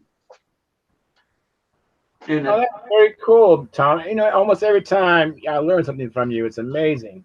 I donated several of my X-Acto knife handles to the education center at Triple Tree back in August, and that just reminds me. I think I'm gonna go pick up a few more and make a pair of those left and right hand tools. Yeah, I wish I had another handle, and then I'd have it up, because right now sometimes I gotta switch it, and you're like, oh man, I want to cut the other way, and I gotta switch the damn thing. Yeah. Now, Tom, did you cool it with oil or water, or just let it cool off No, I just let it cool off by itself. Now, You're never going to put that much stress on it anyway, are you? You just balsa, right? All you're doing is, and sometimes, man, it's pretty handy in there sometimes. That is a great idea, man. You are definitely a mechanic. I messed up on this. What'd you do? Well, I rabbited the wrong side, the wrong way. But you know what I found at Menards? I gotta go get it. Now, what is Menards? Is that a hardware store? I've heard of it, but I'm not sure either. I think it is a hardware store, something like that. I just love that idea about bending over that that X-Acto blade. That is awesome. Hey, Yeah. I've done several houses, putting, window trim and door trim and baseboard trim, and I do casings in the windows and stuff like that. So I pretty well know my way around the lumber yard and the milling department. All right. And this here, we use this like for casings. This here is 8 foot long. It's Okay. ½ inch wide or ½ inch thick, and it's 3/4 inch wide. All right. And it cost me $3.99. Pine? And it's hard maple. Oh, holy shit. So here's I've already cut myself a 20-inch piece because both my engine bearers are 10 inches long. Now what I'll do is I'll cut this 3/4 wide. I'll cut it down to 3/8. It's actually, I could get 2 pieces out of it if I wanted, but the kerf of my blade is an 1/8 inch thick. So Yeah. 3/8 and 3/8, that's 3/4. So see, Yeah. I'm going to have one side short, so I can only get one side out of one cut. Next time I go to the milling department, I'm going to find they got ½ inch by 1 inch. Then, you got an 8-foot piece. You know how many bears you could build? Yeah. So So that's pretty hard maple, huh? yeah, it's hard maple, dude. I mean, it's the same. It's the same shit. I've got the planks out of some drawers out of our vanity that we took out of our bathroom when we. Here comes Steve. Oh, we got Steve Hines coming in, and I've heard that's usually always maple. Is those bathroom vanities drawers? Yep. One Well, I clip. mean, cherry, hickory, and walnut and oak Yeah. is heavy. The cherry isn't too bad. I always insist on cotton drawers. I like a little polyester mix in there. It feels silky. Yeah. I didn't know Speedos use cotton, dude. I don't know, but I can't imagine a hickory or a maple drawer. Yeah. Well, anyway, you just chimed in. Did you hear about what I got here? No. This is a 8-foot piece of hard maple, ½ inch thick, 3/4 wide, for Wow. $3.99 at the milling department at the lumber yard. Holy cow. So I'm making my own. Well, I guess. You mentioned Menards a little while ago. What is Menards? It's like a Home Depot. It's a Lowe's. Okay. Yeah. But it's in the Midwest is where the Menards I've heard of it. It must have been from Menards first originated, and its headquarters and the first building was in Elk Mounds, Wisconsin. I didn't know that. We've had a Menards here for 30 years. 30 years, yeah, man. They were around before Home Depot and Yep. Lowe's. A lot of and people stuff don't know around that. here. But, yep. Huh. So anyway, I also bought myself a bit because I'm gonna make this crutch really light.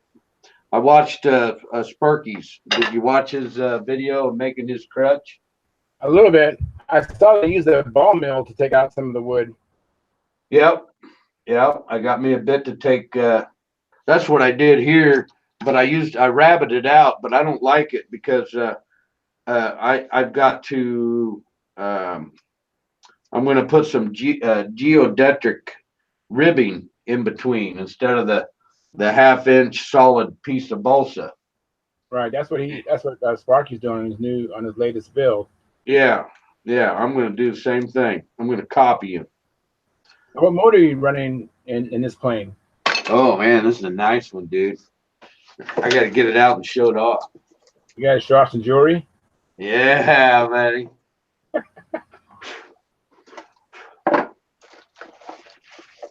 it even comes with stickers, engine stickers. Wow. Yeah, that's right. Put them all over your flight box. Yeah, it's nothing big. It's a Magnum XLS 36, all done up by Randy Smith. Wow. Yeah. That And you should know work. What airplane is that going to go in? the one I'm making up out of my head. Hey, Steve. Yeah. You know what I did after you told me about the canopy? I went ahead and put the canopy on it. Ah, very good. I went ahead and did that. It's a molded canopy right here. Cool. So let me tell you, molding this was quite a feat. Yeah, I think Sparky does like half and half somehow. Oh well, most of the guys like a build up fuselage like this, they split it right down the center, and they have two left and a right side, and they glue them together. Oh, that's the whole fuselage right there? No, that's just the top block. Oh, okay. But it's got the canopy in with it. Yeah. That's gonna make it a lot nicer. So have you already made the fuselage, the top block sides from that? I haven't made the sides yet. I'd like to see how you make that wood bend around that canopy. Yeah. Well, you're gonna be putting some slits in it, I guess, right? Oh yeah, major. Majors. Actually, I put two slits in it that I didn't need to. So, but I got, everything went back together that you can't see it. The split that I cut. I used a brand new blade, so it'd be sharp, super sharp. But yeah, now since I know how to make the cuts, the second one won't be so bad.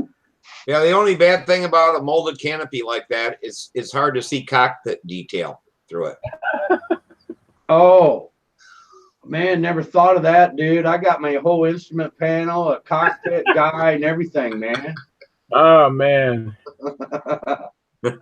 Hey, Steve, did you happen to see the muffler bearing part? No. Okay. Yeah, Tom is having a customer out, and he diagnosed that the person had a bad muffler bearing. I know, man. I tell you, it was a son of a bitch to diagnose, but I did it. He has a picture of it too, Steve. Does he? Yeah. Oh yeah, here I'll show you, and that way, in case you need to, if you need to replace one, you know you need to get a hold of me right there. I'm just putting the new one in. There it is. And if it's not totally burned up, if it's just stuck, you can put blinker fluid in your crock pot and soak it in the blinker fluid overnight. Yeah. Okay, there's that muffler bearing, huh? Yeah. I'm just putting the new. I wouldn't think they'd be a tapered bearing. I figured it'd just be a regular. Well, this type of muffler takes a tapered bearing. The other muffler I did last week, it takes a Timken bearing. Oh, it's okay. A flat bearing. But didn't take me too long. Hang on, don't take that away before I copy. By Grand Rapids, let me know, because I think my muffler's bad and it could be the bearing, and you could come over and change that out for me. Well, just go to your local shop and ask for one. Yeah, and say, hey, could you fix my muffler bearing? That's all you got to say, and they'll fix you right up. They'll probably ask you if you want a race with a race in the bearing or not. Yeah. High performance.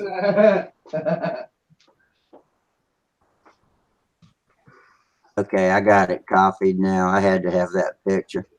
Let me snap a picture of this too. That's a good idea. I'll be right back. Everybody got it? I got it. Okay. 1 second, Steve. 1 second, Tom. Oh, I'm sorry. I'll put it back up. 1 second. 1 second. Not a big deal. Not a big deal. Let's see here. There you go. Okay, Control P, right? I just click the Windows clip tool and drag it out and copy it. I got this here.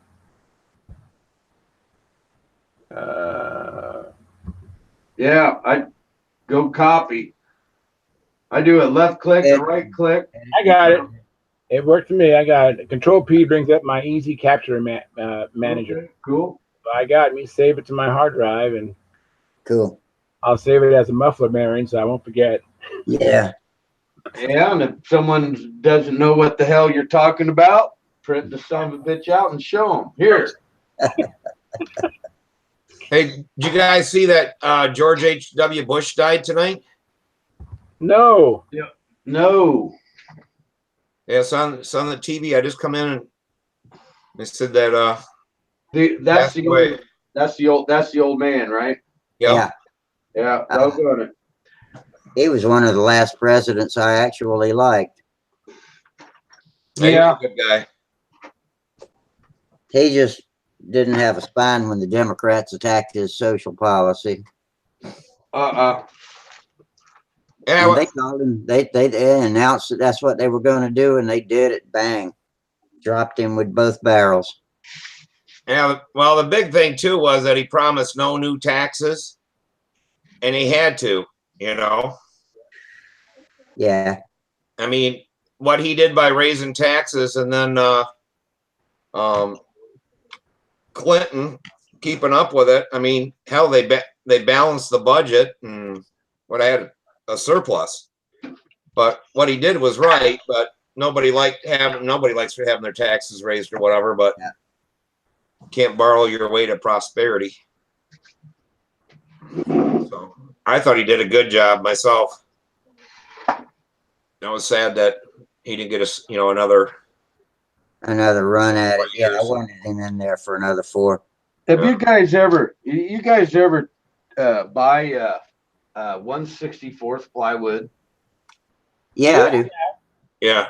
Boy, that shit's expensive. It is. Kidding. And you can't get it in small pieces either. No, I picked one up at Menards, and it had a crack in it, and I asked the guy, and he said, "Well, how about would you pay $10 for it?" And I'm like, "Sure." Very good. You know what I do, Tom, is I go to either Michael's or Hobby Lobby. They have that 40% off coupon on one item. So I'll buy it then with that one item coupon. Take 40% off. I got one sheet of that at a swap meet. It was 4 foot by 2 foot. I got it for $2. Yeah, lucky dog. Yeah, and it's like nobody wanted it. He was marking it down, and I'm like, oh my god, man, that is something you just don't want to run out of. When you gotta have it, you gotta have it. Yeah, I know it's. Look at this! Look at this big hunk of thing. What is that? I got this for $3. Oh, that's the one that was split. Huh? No, it's a 1/2 inch. Oh, that's a half. Okay. Yeah, it's 1/2 inch also there. Or balsa. How wide is this sumbitch? 6 inch? Yeah, 6 inch. 6 by 36. There you go. There's a nice profile. Yep. Yeah. Nice Sky Raider profile. You go tall. Oh yeah, you can make any warbird out of it. Or Sky Raider, whatever, the one that real tall fuselage. Sky Raider, is that what it is? The real tall fuselage. Yeah, maybe I'll make another P40 and put a 4-stroke on it. There you go. And make my finish on that one was 15 ounces. That was a little heavy. Just a little bit. Compared to what you're doing now. Yeah, I know that was right now I'm setting at about 5.5. That's damn good. But that's with the best paint on the market, Walmart craft paint. Mark Craft paint. Yeah. Yeah. What is that paint? Apple barrel or something? Or no, not apple barrel, apple folk. Apple Folk. So you Yeah, put I don't know what the hell. yeah, clear over it, right? What kind of clear do you put on it? Huh? What kind of clear do you put over it? Dope. Butyrate. Non-tauntine dope. Okay. Wow. Yeah. Yeah, it works well. Oh, we had our Christmas party tonight. That sounds like fun. Yeah, it would have been if the pump would have came in when it was supposed to. It was supposed to have been in at 1. I was headed on home. They called and said it was going to be delivered at 4. Got there at 4:15. I never got home till 7 o'clock. And If what came in? I didn't hear what you said. a pump, Oh, a hot oil pump, Yeah. the special pump, come in and finally got there. And I end up, well, I never got home till 7 o'clock. Started at 6. It's like, okay. Made it. I just went there at the end and said hi to everybody and just got home. But yeah. So does that have the 4-stroke in it right there, or is that? Didn't you make a plane for a 4-stroke? Yeah, that was the one that has the Wesley Dick bi-directional flap system on it.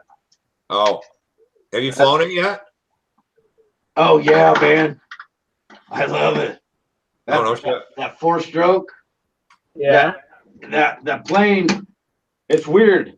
It's a 4-stroke motor is heavier than the gas motor, right? Yeah. Right. Well, the plane ended up being with the LA-46, it was 72.3 or 73.2. I can't remember. But now I've got it finished and ready to fly, and it's like 62. Okay. Wow.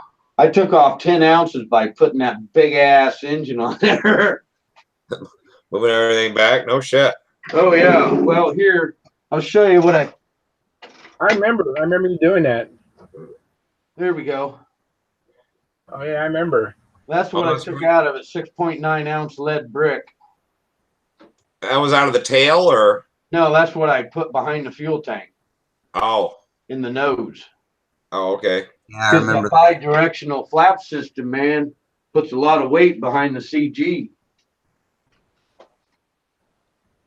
So it flies nice, though, huh? Oh yeah, and let me tell you,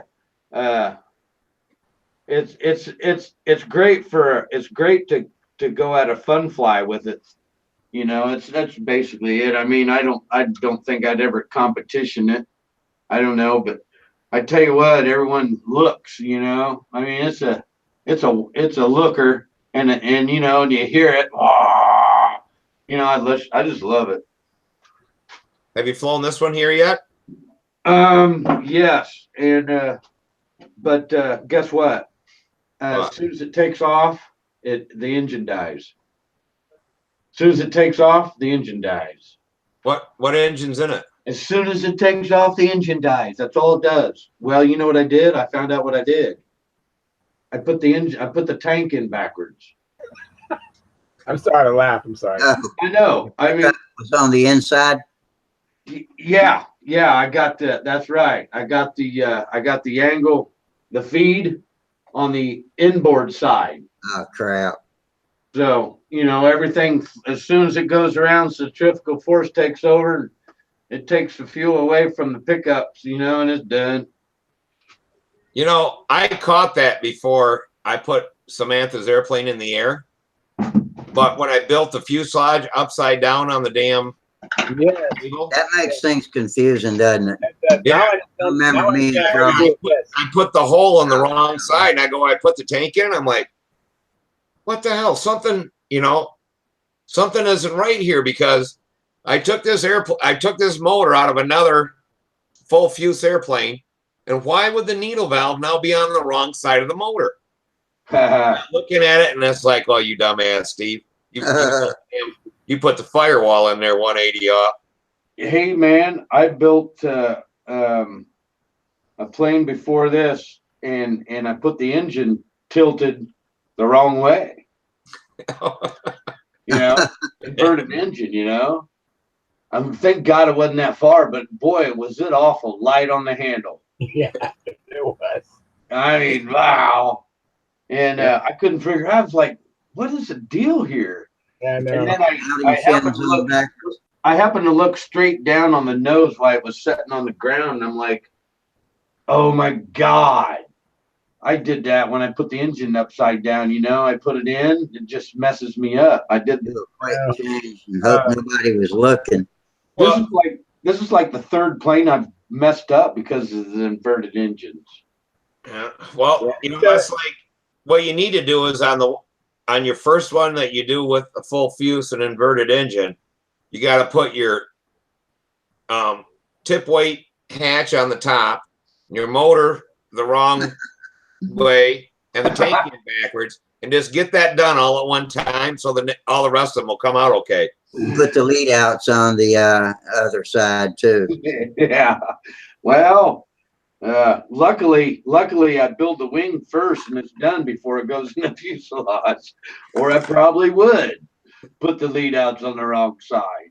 Yeah, I know. You know, I remember once I was out there flying, trying to adjust my fuel tank, and I was thinking about moving the tank.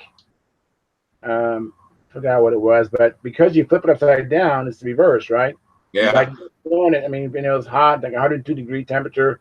I'm like, why is this thing still running lean, inverted, or whatever the case I was trying to fix? And I finally realized, oh, I'm going the wrong direction because I flipped the plane upside down, you know? Oh, and you started tipping the tank out, yeah. Yeah, it's just crazy, huh? And when you had to flip the this plane. one, yep. But I'll fix it later. Well, that's how I realized that I put the weight box on the wrong side of the wing, was when I went to put the wing in and the lead outs were on the wrong side. Right. Hey, I got this given to me. Oh, a smoothie? Yeah, it's a Brodac ARF. Look, it's got the engine. The engine in it is a OS Max FR. FR, okay. But it's all ready to fly. I mean, motor. That's a nice, powerful motor. I just I've got to learn the whole pattern, and I'm just starting to build planes where I'd have planes to fly because I know I'm going to crash. But this plane here, this would be a perfect good, you know, a learner to learn my maneuvers, wouldn't it? Yeah, it is. It's That was a good plane. That was right up there with a Nobler. Yeah, so I thought Profile's always best for training. And I got a guy give me 2 more planes. So now I've got like 4 backup planes now, to where if I crash, it's, you know, I got another plane to fly. You know what I mean? That's great. So I'm hoping maybe next year I'll learn the full pattern. I'd like to. You will. That's what it takes. You got to want to. It's not hard. It's not hard to learn. It's hard to do really well, but it's not hard to learn it. Yeah, I get out. I can't remember the sequence. That's my problem. Well, fly it. You know, fly it in your sleep, or when you're lying in bed at night, and you know, you'll finally commit it to memory. Yeah, that's the same thing with me with that sequence. I don't know why I always want to put that crash in that sequence when I know it doesn't belong there. Yeah. It don't belong there. The crash. I don't know why I just keep wanting to put that in that sequence. Yeah, and I mix it up too. That it can come between any other 2 maneuvers. Yeah. Might be right after takeoff. Is I want to get a headset, and I want to be on a headset out there flying, and I want my coach and my buddy out there, you know, calling out the next maneuver. But have them. The headsets are really Tom, but where are you going to find a coach or a buddy? Hey It's man, just get somebody. Hangout. You you don't have to have a radio between the two of you. Just have them come out and kneel next to you. Yeah. You know, Tom, I wouldn't worry about the sequence. I would just attack particular maneuvers, and then once you know all the maneuvers, then you worry about the sequence. I wouldn't necessarily learn them in sequence. I would just learn the maneuvers. You know. Actually, I did. I started out in sequence, and everybody's different though.